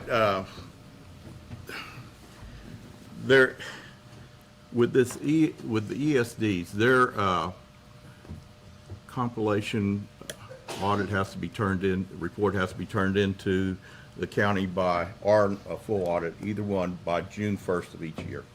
That did not happen with ESD number 4, which is actually in the Hunt area for Hunt VFD. It was by no fault of their own. They turned all their stuff into the auditor in December of '24. And in fact, the auditor was apologetic, even made a donation to the VFD because of it being delinquent. So, having said that, the president and the treasurer have to be removed because that report was not given to us on time, okay? So, I'm gonna start off by moving that we accept Emergency Service District Number 4, ESD Number 4, compilation report. I'll second that. Okay? Got a motion and a second? Everybody understand what, we've got to accept it. Yeah. I'm looking for a browse out here. By law, we're required to remove them if they don't timely file the compilation report. That's what happened. Yeah. And so, we're gonna approve the compilation report first. That's right. Any other discussion about that? Those in favor, raise your hand. Unanimous. And we've already done that with the other 3 ESDs in the county. This is not our first rodeo with this problem. Yeah, we had to do this 3 or 4 years ago as well. But anyway, so now I will move that we remove the president and treasurer of ESD number 4. Slap on the wrist. I second that. Okay? And really, they did it timely. So there's really no slap. But we have to remove them. That's right. So, any discussion? Those in favor of removing the president and treasurer of ESD 4, raise your hand. Unanimous. All right. We're not going to let them escape, though. So I'm going to move that we appoint Chris Hughes as president of ES. I'm sorry. Now, that's one. No, I'm thinking Chris Hughes in number Ingram, 1, but, right? We removed him before. Your phone might start ringing right yeah, now. no kidding. Yeah, we've already done him once. So, What? It's just technicality. yeah. So anyway, I'm going to move that we reappoint the president and treasurer back to their position in ESD number 4. Second. Oh, I'm sorry, yeah. Second? Now, is that Yeah. okay under the law? Yep. Oh, we've done it before. Yeah, we've done it before. And this is what, It happens. and part of what this issue is ESDs don't have auditors or accountants, and they lean on us, and we get busy. So I'm just saying, things like this happen, and so this is how we fix it, Okay, and they're good. that's fine. Any other discussion? Nope. Those in favor, raise your hand. Unanimous. All right. Thank you. Okay. Now we're gonna go back over to the items that were right after the break. And these are gonna be a series of road and bridge issues. First one is item 1.19, consider, discuss, and take appropriate action to open, read, and award the annual bids for delivered fuel to the Road and Bridge Department. Ms. Hoffer. Yes, after the bids have been opened and read, we would like to review immediately and return on this court day, September 8th, 2025, and award the delivered fuel bid. All bid prices are to be in effect upon acceptance of the bid. And at this time, we ask the court to open and read all fuel bids.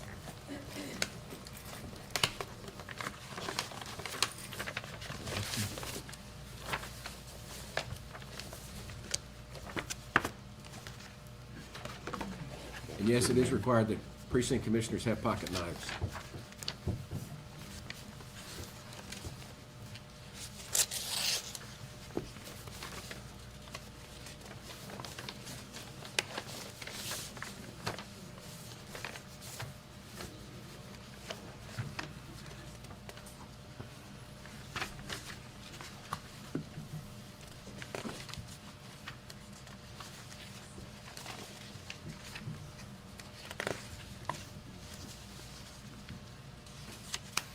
Okay, your first bid is from Arguin de Oil. I'll say that again. Arguin de Oil from Laredo, Texas. And I don't know if I just slaughtered that name or not, Good job.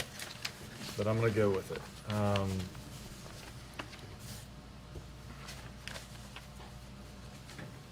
Their bid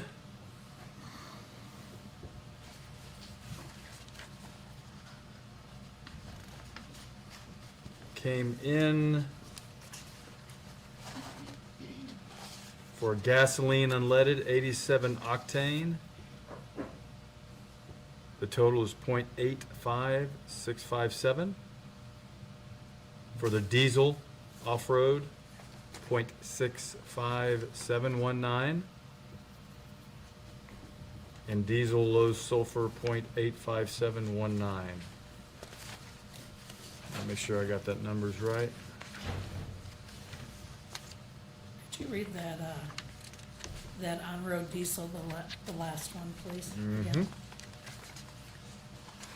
For their on-road diesel,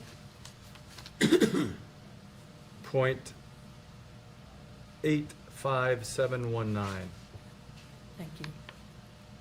from Arguin de Oil Company. The mailer says Laredo, and on the vendor's name, it also says 2375 Walsh Road, San Antonio, Texas, just to be clear.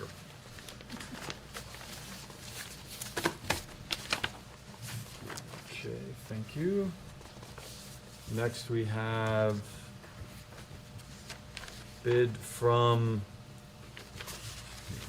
thank you, Titan Fuels, also known as McBride, refer to that, 220 McFarland Avenue, Kerrville, Texas, for their gasoline, 87 octane, .70, for their diesel, off-road, .70, and for their diesel on-road, it's also .70.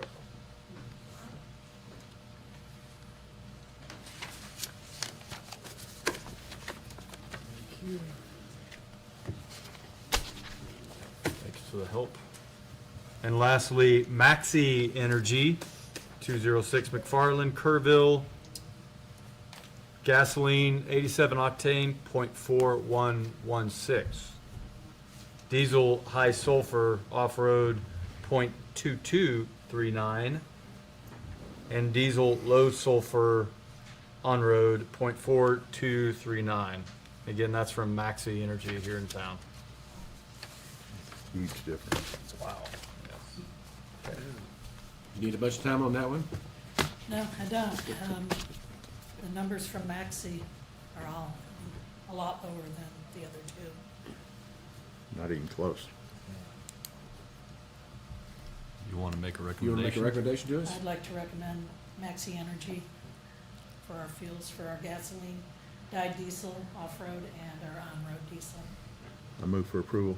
I'll second. Got a motion and a second. Any discussion? Those in favor, raise your hand. Unanimous. That was quick. Item 1.20, consider, discuss, and take appropriate action for the Commissioners Court approval to purchase various items with funds from line item 15-370-260, which is surplus property sales and auction monies. Ms. Hoffer. First thing I would like to say on this is, with the flood and everything, you know, we've been scrambling to try to get some things taken care of. I appreciate the help from Heather and Tanya and Jody. They've been very helpful on this. Some of the things that I started out to write, I had to change it a little bit, so I apologize on that. But we had received, it was a little over $300,000 from our auction that we had this year. We kept back $100,000 to go into this upcoming fiscal budget, and we had a little over $200,000 to be able to spend on various things. The money that we're left with is $131,550. Of that, I think it's slightly over $200,000 that we started out with. First item that we would like to purchase, and this was not on our capital list. It's a HOM roller. It's a small double drum vibratory steel wheel roller. And the cost on that, and it's through Buy Board Government Purchasing, $83,451.03. The next item that I have on here, skip the Secor fence and the Cabin Kings, those will come later. But Big Tex Trailer World Incorporated, we have a truck that we would like to put a flatbed on it, for the use, a little bit easier to access and that. And the cost on that Big Tex, Trailer World flatbed would be $6,860. And those are the two items, for this agenda item that we would like it permission to spend this money. So you're spending about 90, almost? Yeah. Move for approval. Second. We have a motion and a second to approve the requested expenses as presented out of the surplus funds from the auction. So Kelly, you mentioned that you didn't have that vibratory roller on your list. Then why are you wanting one now then? Well, they came up with, when we're out doing paving and that, we do have some areas that are hard to get to with the rollers that we use, on a 20-foot wide road. So this would allow us to get into some areas that were a little bit tighter to get into. Yeah, I see it on some of the shoulder repairs that you've been Yeah. doing. It's been difficult. You've been doing a lot of shoulder repairs, Yeah. but they need a good flattening. Yep. Any other discussion? We've got a motion and a second? Those in favor, raise your hand. Unanimous. Moving on to item 1.21. Consider, discuss, take appropriate action for the Commissioners Court to approve the general contract with Secor Fence and Building Company to install fencing from the Spur 100 corner to the new animal shelter. Ms. Hoffman. Yeah, we wanted to use some of that money to fence off our area from the animal services facility property, that we already have some material and we have our screener over there, and just to have everything behind a fence. And this would also come out of the surplus property sales and auction monies. It would have to be transferred, according to the county auditor, into capital, because it's a revenue. And so, we had filled out the paperwork to do that transfer. And the price on it was, got it right here, $34,980. Lee Secor said he would be able to start that project and have it finished before the end of the fiscal year.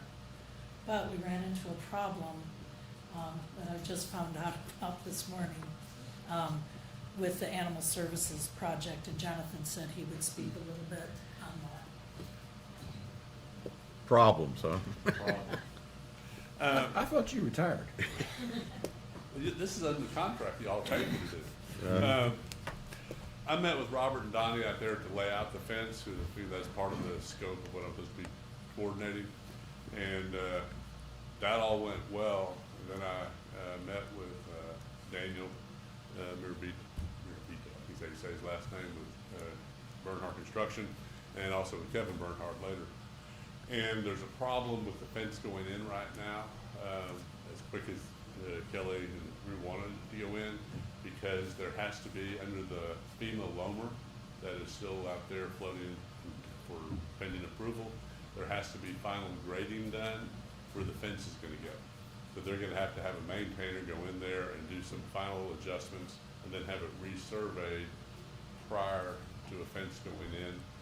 And the second issue was, where the fence is going is technically under the geographic contract with Bernhardt, and there's an issue of having another contractor working on that site other than Bernhardt's subcontractors, because of insurance and other issues related to his contract. So it can go through. They're going to try to expedite the final grading and some of that work as soon as they can. They're also coordinating with Road and Bridge on getting the seal coat on the road, which will be required to get building occupancy from the fire marshal. So there's a bunch of moving parts right there, but it's probably going to delay the fencing at least a month. And I don't know, I mean, the contract will be let, but the work will not be completed as timely as Kelly was hoping. Okay. One question. Are all these players cooperating? Oh, yeah. Well, I haven't talked to Donnie and Robert yet, but I mean, yes, everyone's cooperating. With the amount of I don't walks have a that we've problem. had all together on that fence, Yeah. you know, I'm surprised that didn't come up earlier. I appreciate. We've bringing all behind walked it. it. But is the issue gonna be the timeliness of the payment? The time is up for work. Yeah. The work has to be done by September the 30th in order to make it work for the current fiscal year. Correct. This is gonna close out now and it'll just go into fund balance. Okay. She has any remaining. Kelly, will this affect the price, the contract? That I don't know. I doubt it if it's just a But month delay. We were hoping it would go through. We called Lee and Lee was gonna start out the week of the 15th. Okay. Jonathan, what do you think the timing is on them getting the rest of that done? It's gonna be at least a month. They need to, under their contract, they've gotta go in and put erosion mat on the slope of the road, facing the road and bridge, and then they go in and do the grading. We even talked about trying to put the posts in, but that just is gonna make things too complicated with machinery going around. Okay. The good news is that the way this fence was laid out, which needs to go in, it will decrease the cost of the fencing for the animal control building, because the way Donnie and Robert and I were able to lay it out, it's gonna have a shorter run and save some fencing on the other project. But it's just gonna, just be a delay. The other part of this, which is related to all of that road, is that, I think Kelly came up with this idea that they're only gonna do a single course, seal coat on the road initially, and then come back, to get that done, because there will be probably some damage to that during the final construction. And by doing this, they'll come back and next seal coat season and do the final penetration, or final seal coat. And that'll, long-term save some money there hopefully as well. Sorry to have bad news. So, is there any action to take? I don't think so, and I don't think that, I think Tanya and I have had this discussion, but I'll ask it again. Is there any chance of being able to buy the materials and then have the labor of putting the fence in done in next fiscal year? Do you already have the money in the budget that was just approved today to make that happen? I mean, we've got contingency. I mean, I don't have it, an exact one that says this is for the fencing for animal services. Yeah, I no can't- surplus money? I can only spend the surplus funds or use them in the year that they were acquired. So if we don't use them, I mean, we're not gonna lose it, it'll go back into our budget, but we won't be able to use whatever on this, the 34,000. Well, just to be safe, why don't we go ahead and just approve this funding now? You can buy the inventory. Yes, There's nothing that stops us on Okay. any other inventory. okay. I move for approval. Second. Got a motion and a second to approve the general contract of Secor Fence and Building Company to build the fence from Spur 100 to the animal shelter as presented. Any discussion? Those in favor, raise your hand. Unanimous.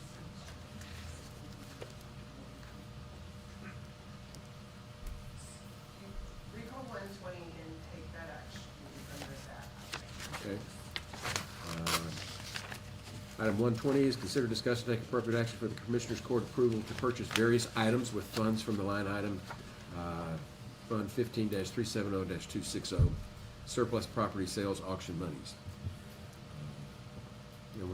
Is there a motion to approve that? Because that's what we did with this fence, right? So I need a general motion. I move for approval. I'll second. Got a motion and a second to approve a general motion to approve all these surplus funds as presented. Any discussion? Those in favor, raise your hand.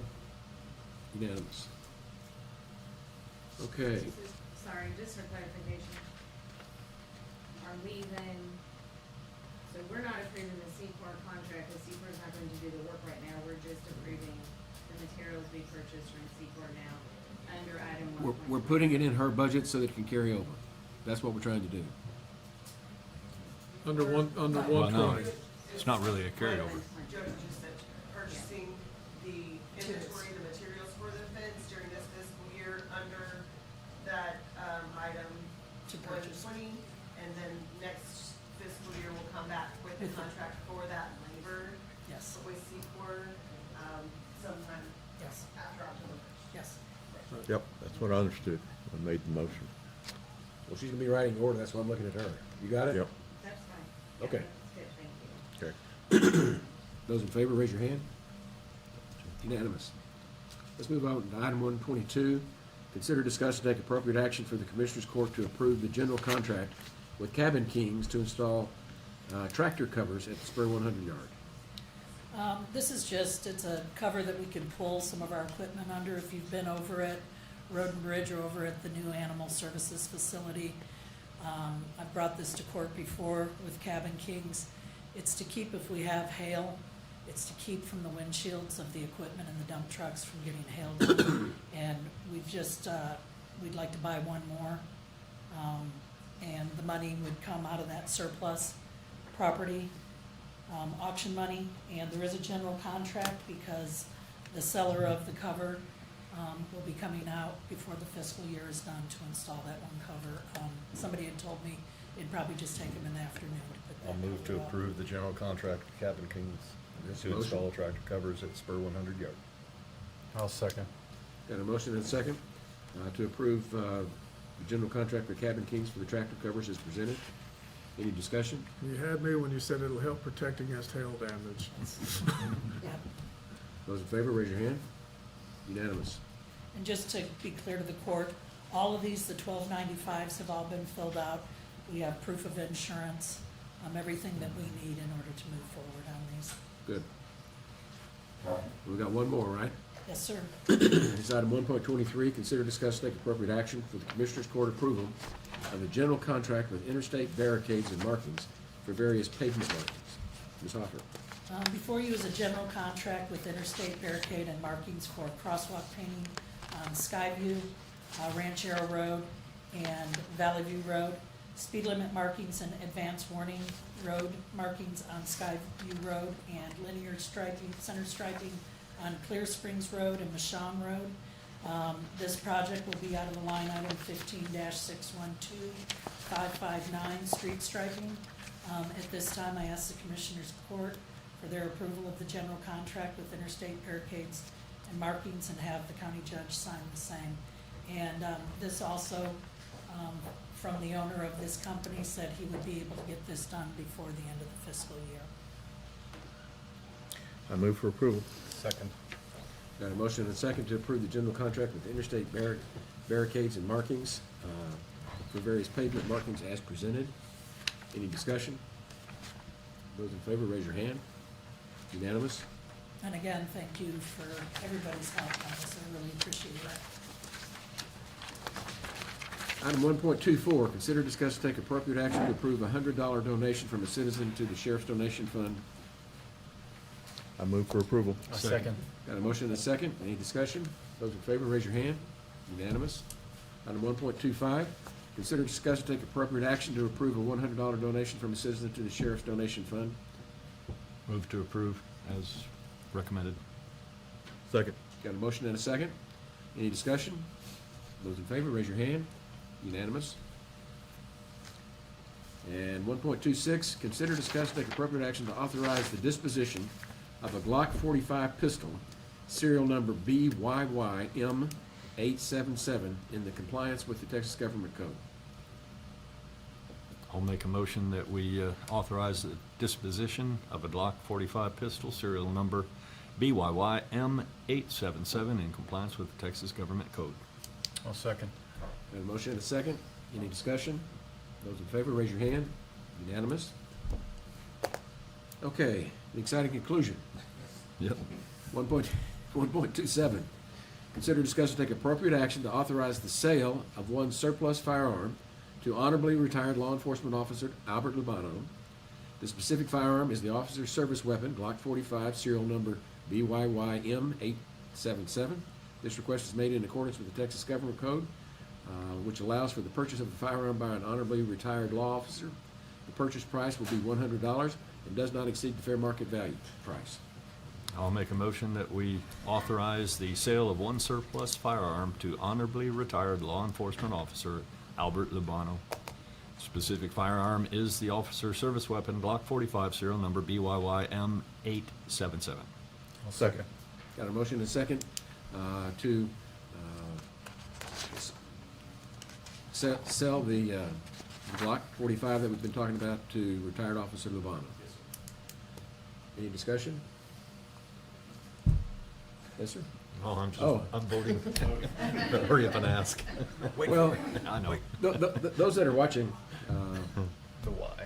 we've dotted the i's and crossed the t's here, and this is, he's retiring with his pistol, right? That's The right. one that he's been- After 25 years of service.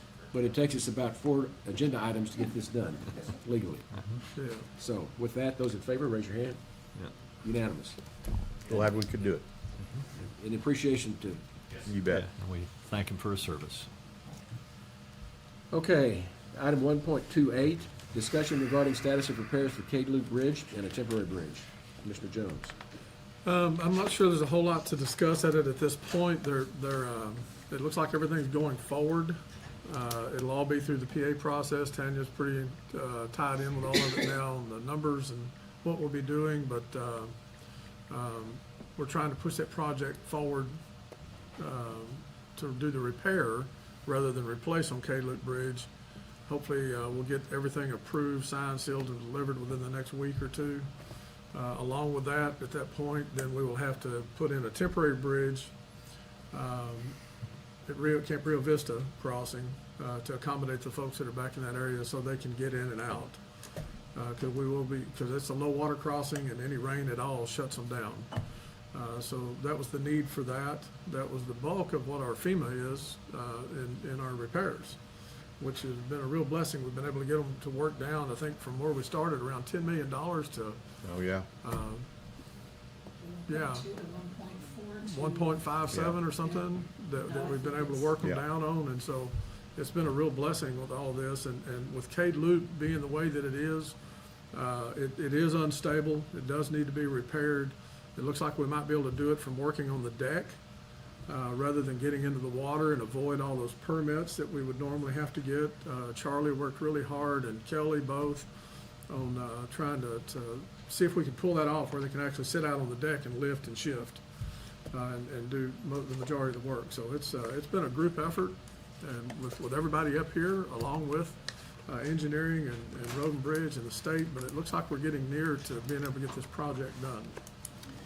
Yeah, we've been fortunate. That was probably the biggest hickey we got out of the flood, is that Cade Loop Bridge, and that's, it could have been a lot worse. I'm just grateful it's not worse than it looked at initially. Right. Right. Yeah, we dodged a bullet with it, and the reason the prices were considerably higher to begin with is because the state was recommended to replace, but they were doing that, going out and looking at it, and then we took a different approach and had our engineer go out and look at it. A couple of them. Yeah, and by the time we got done, they agreed that repair would be in order rather than Right. replace, and that really brought the numbers way down. Sure. So, good job. I'm proud of everybody that's been working on this project at every level. Yeah. Very Huge impact on the budget. Huge impact. Next agenda item is 1.29, consider, discuss, and take appropriate action to approve and authorize the county judge to sign the proposed Texas statewide opioid settlement agreements. We've been working on these for years. This is another installment. I'd like to request probably that we get our attorneys to kind of give us an aggregate summary of where we are with all this. Not right now, but to get it to us, so we know where we are. This is something we went into with great trepidation. We don't like litigation, but we participated in this, and it's turned out to be cost effective. But we thought it was going to happen overnight, and it didn't. It's been a very long, arduous process. So, since this is something I'm gonna have to sign, I'm gonna let somebody else make the motion that we approve this. I move for approval. Second. I had a motion, a second, to approve this Texas statewide opioid settlement agreement as presented. Any discussion? Those in favor, raise your hands. Unanimous.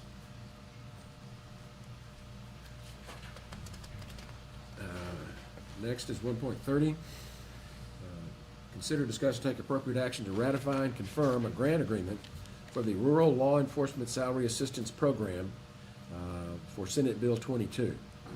And this is another one of these Senate Bill 22s that provided for mandatory raises for various judges. No, sir, this is for the sheriff's office. The Senate Bill 22 fund Okay. is what happened a couple of years ago, and the sheriff's application for it has to be approved by the Commissioner's Court, Okay. but that is $500,000, so we won't do that. So is there a motion? I move for approval. I'll second. Got a motion and a second to approve the, this is to ratify and confirm the grant agreement for the Rural Law Enforcement Salary Assistance Program, Senate Bill 22. Those in favor, raise your hand. Approved, 5-0. Oh. Next one is item 1.31, consider, discuss, and take appropriate action to nominate up to 5 persons for the Kerr Central Appraisal District Board of Directors for 2026-27. Yeah, and Judge, I have 3 that I want to recommend, and one is Jack Birch, who's currently the president, and we got him in the last time around. He's doing an excellent job. Also, Rick Bowles and Larry Prio, who is already He's serving. on there, ain't he? He's already on it, but I'd like to put those 3 on there for sure. Any other nominations? Don't we have time before we have to submit our list where we could? We do, we have some time. You know, I think we have time, don't we? look around. We have time Cast it before all we fire. actually allocate points and all that towards them. I see We Bob got a drifted while. to the Well, podium. do we so- have time before we have to make our final nominees? I believe it's, I think you gotta make the nominees, but not necessarily, we don't, I believe it maybe is middle of next month, Commissioner. That's what I thought. This isn't selecting them. Each No. entity that's eligible to vote, and it's not all of the entities, it's the cities, the school districts, including such as Comfort, Harper, and Medina because of their territory in the county and in the county. And each one can submit nominations, and then I guess after the nominations are come up with, you're able to vote based on your proportionate share of the tax levy, which I think Kerr County has just over 30% of the votes. 1,500 and something. 1550. 1550, thank you, Commissioner. And then each entity, they total the votes, and it comes up with the total who can do it. We're actually gaining more of a percentage of what we can allocate our votes as the school district's tax levy has gone down through the various actions of the legislature, the lower tax rates and the increased exemptions. We have a little more, as does the city of Kerrville, percentage of votes.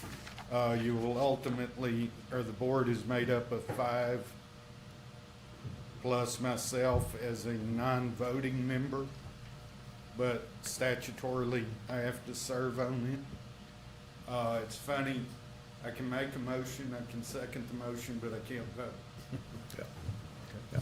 And speaking to Jack Birch yesterday, he said they got a pretty cohesive group right now. It felt like. It's a pretty good group that is there. But we do, as far as I know, you may wanna hold off, and I'm getting into, Ms. Stebbins' field, but if you think you're gonna have some more, would it be prudent not to take action today? Yeah, we better just get action on that and have them all at some time, probably. And could we be provided a list of the existing members? Yeah, I'd just ask for until the next meeting time to scratch around and see if there aren't some I other, can give you the list now. some other candidates. Sure. I haven't had time to act on this.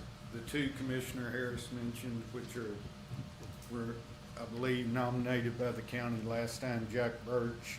Jack Birch, last time, and Larry Larry served in his Prio. second term, I think. And Larry Prio's been on for 2 terms. Wesley Holycamp Was new last year. was, or 2 years ago, new at the last. Well, last one, yeah. Yes. Rolinda Schmidt from KISD and, Amy Byletter, I believe is her name, from Kerrville ISD.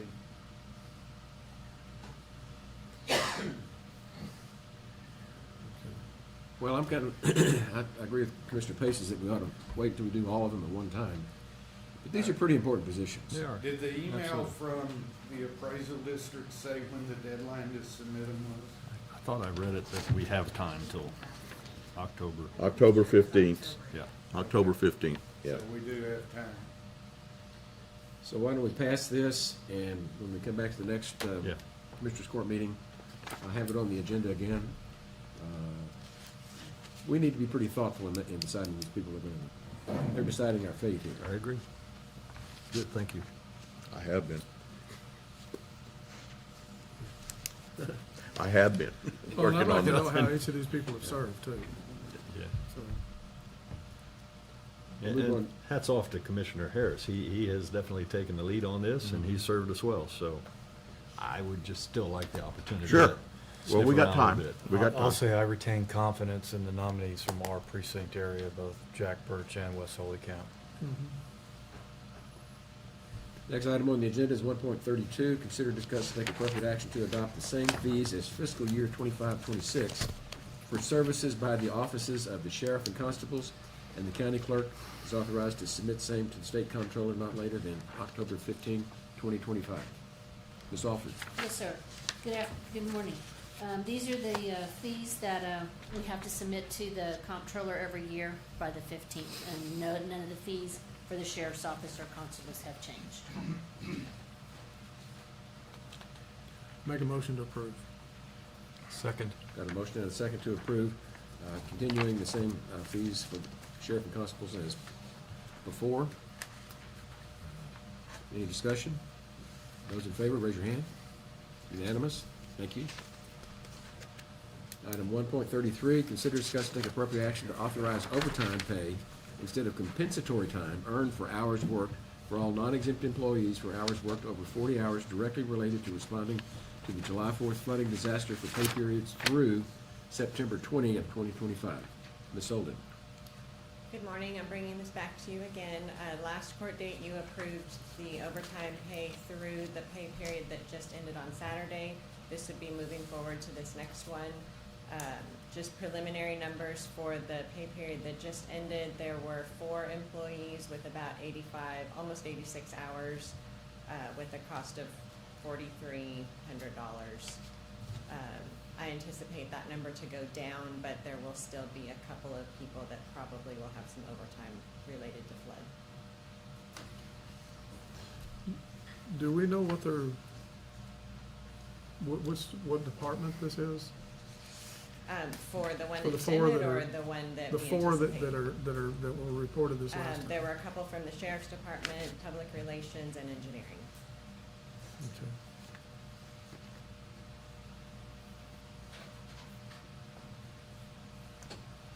Okay. We need to approve this today, though? Yes. Yeah. I'll make a motion to approve.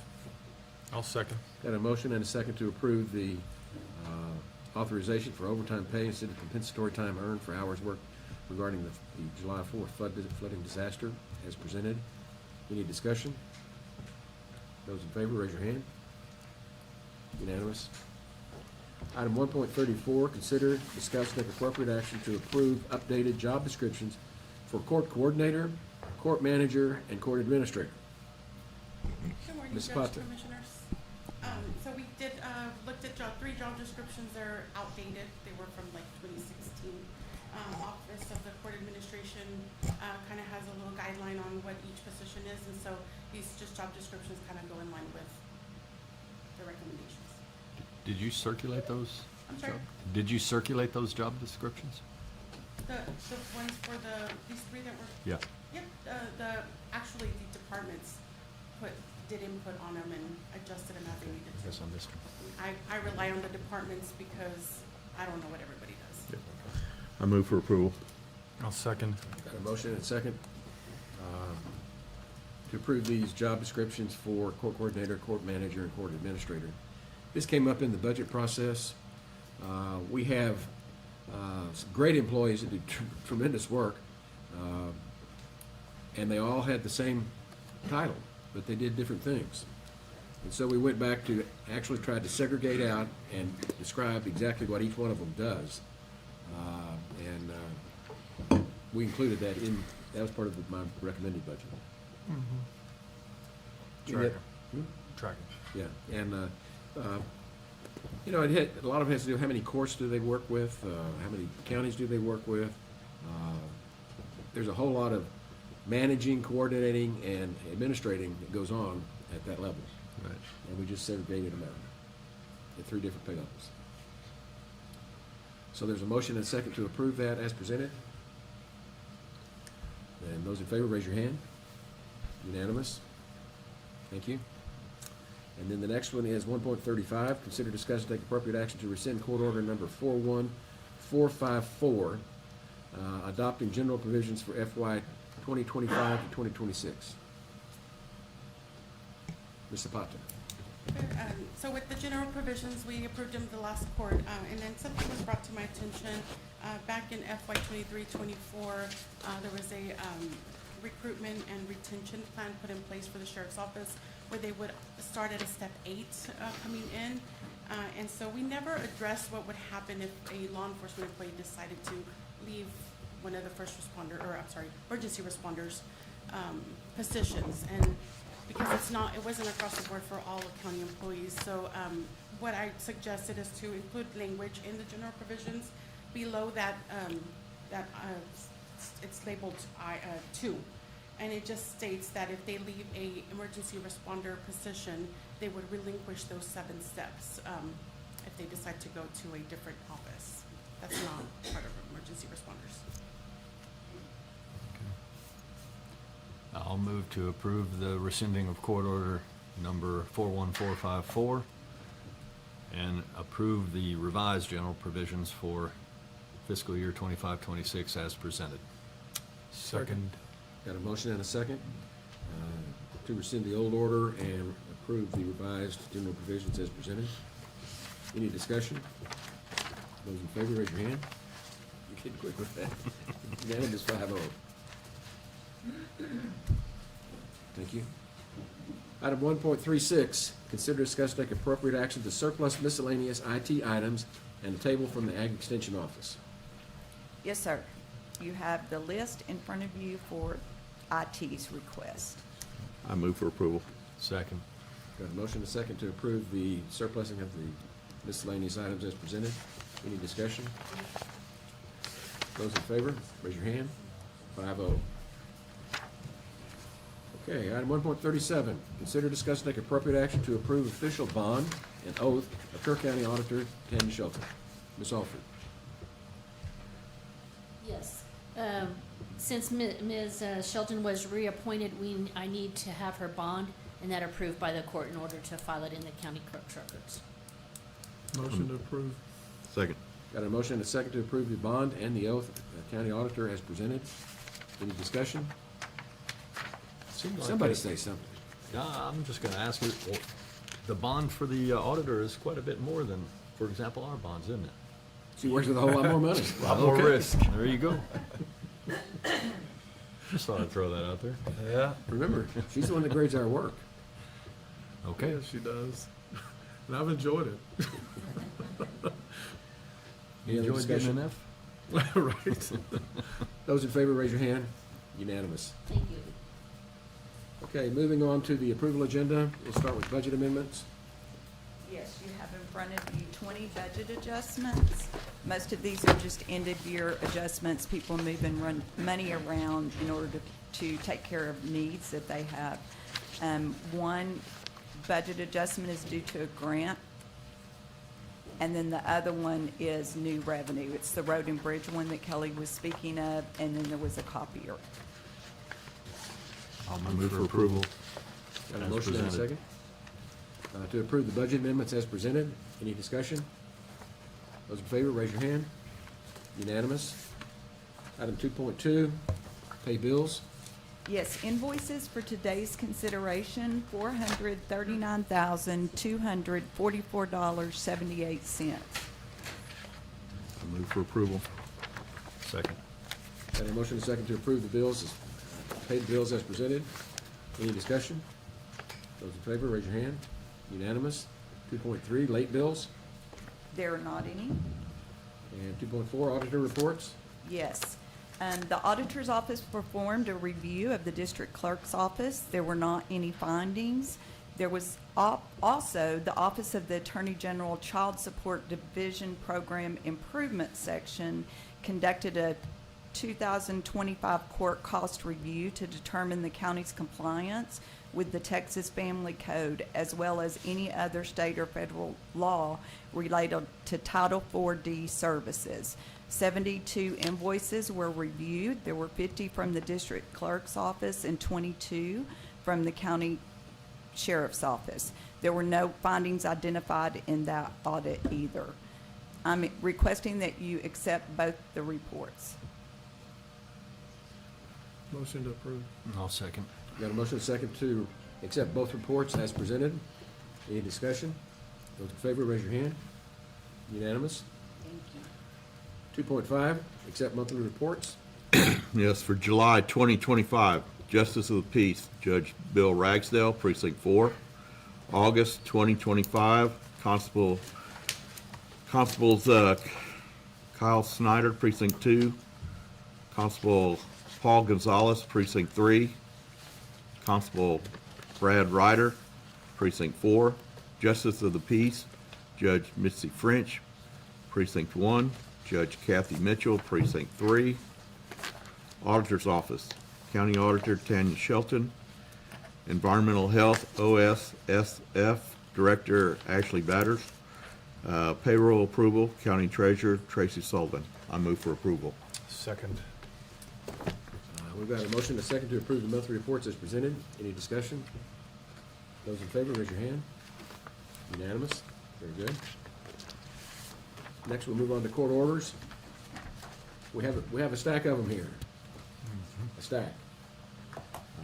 And I've reviewed court orders number 41448 through 41495. And through 494 are all new orders, and the 41495 is an amendment to the purchasing policy. I reviewed all of those. They appear to be in good form, and I would make a motion that they be approved. Second. Got a motion and a second to approve the court orders as presented. Any discussion? Those in favor, raise your hand. Unanimous. Moving on to information agenda. 3.1, status reports from department heads. There being none, we'll move on to 3.2, status reports from elected officials. Okay, there being none, we'll move on to 3.3, status reports from liaison commissioners. Yeah, I've been really busy meeting with all of my different liaisons. Everything's working great. Everybody's moving in a forward direction. UGRA is really stepping up in our recovery process. They're going to be taking lead in a lot of the different areas, riparian and from river monitoring on out. They're doing a really good job of putting all that together and working with everybody, and so pretty happy with where we're at with all of them. Lisa Walters in here, or was. She's done a great job as our PIO, serving us well in those capacities. Same thing with engineering, and I'll have a Headwaters meeting Wednesday. So. Good.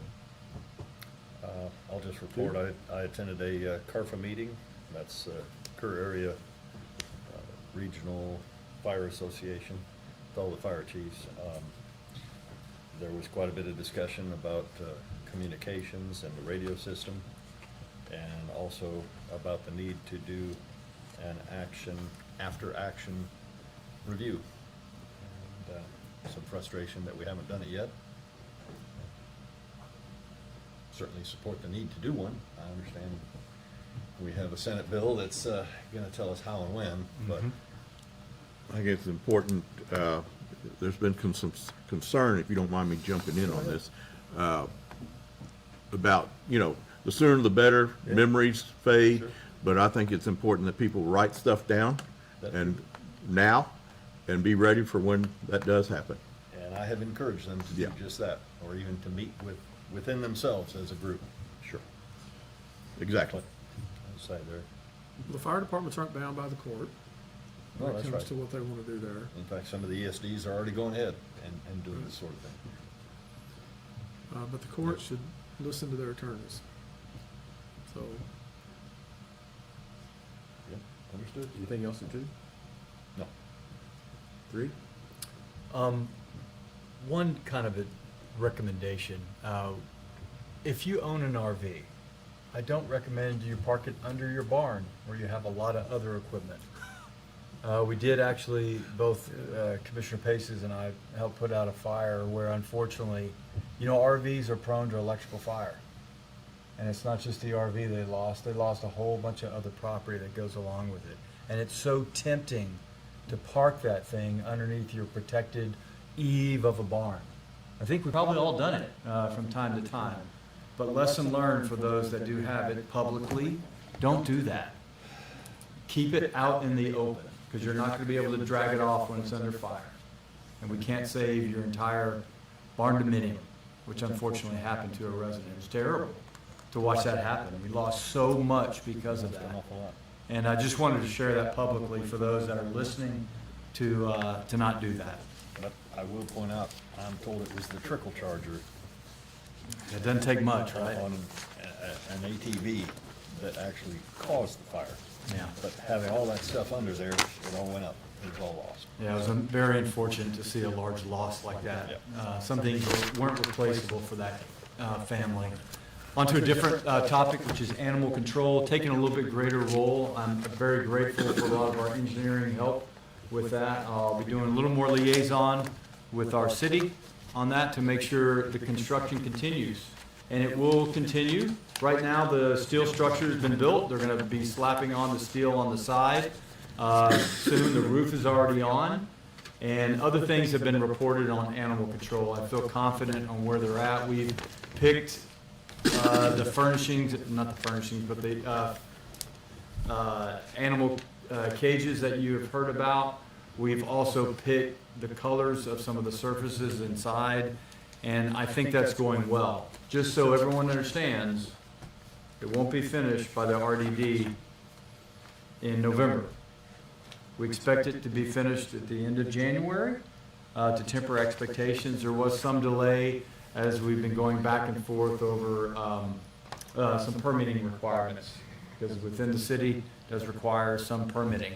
And I'm very grateful for Road and Bridge, not just the fencing, taking up some of that fencing requirement, but also the road down. And that's been very important, especially throughout this rain. And there will be a future item that will come up, which is for a fire coating on that, which is previously briefed. We're going to add in something, an unforeseen expense to get it into code so we can get a certificate of occupancy. More to follow on that on the next meeting, but I like to kind of give you a heads up on that. That's it. All right. Well, mine are clicking along, doing pretty good. One update you guys need to know about from Extension, the candidate we had for Extension agent has withdrawn her name from consideration. So the search continues. That's all I got. Do we have anything for executive session? Yes, sir. We do. Okay. So then let's take a 5-minute break and go into executive session. That's all I need.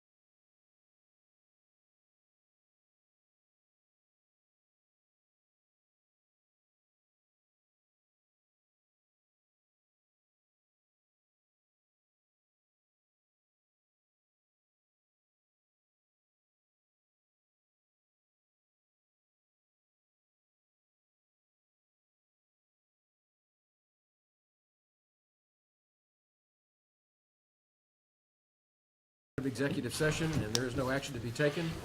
Court is adjourned.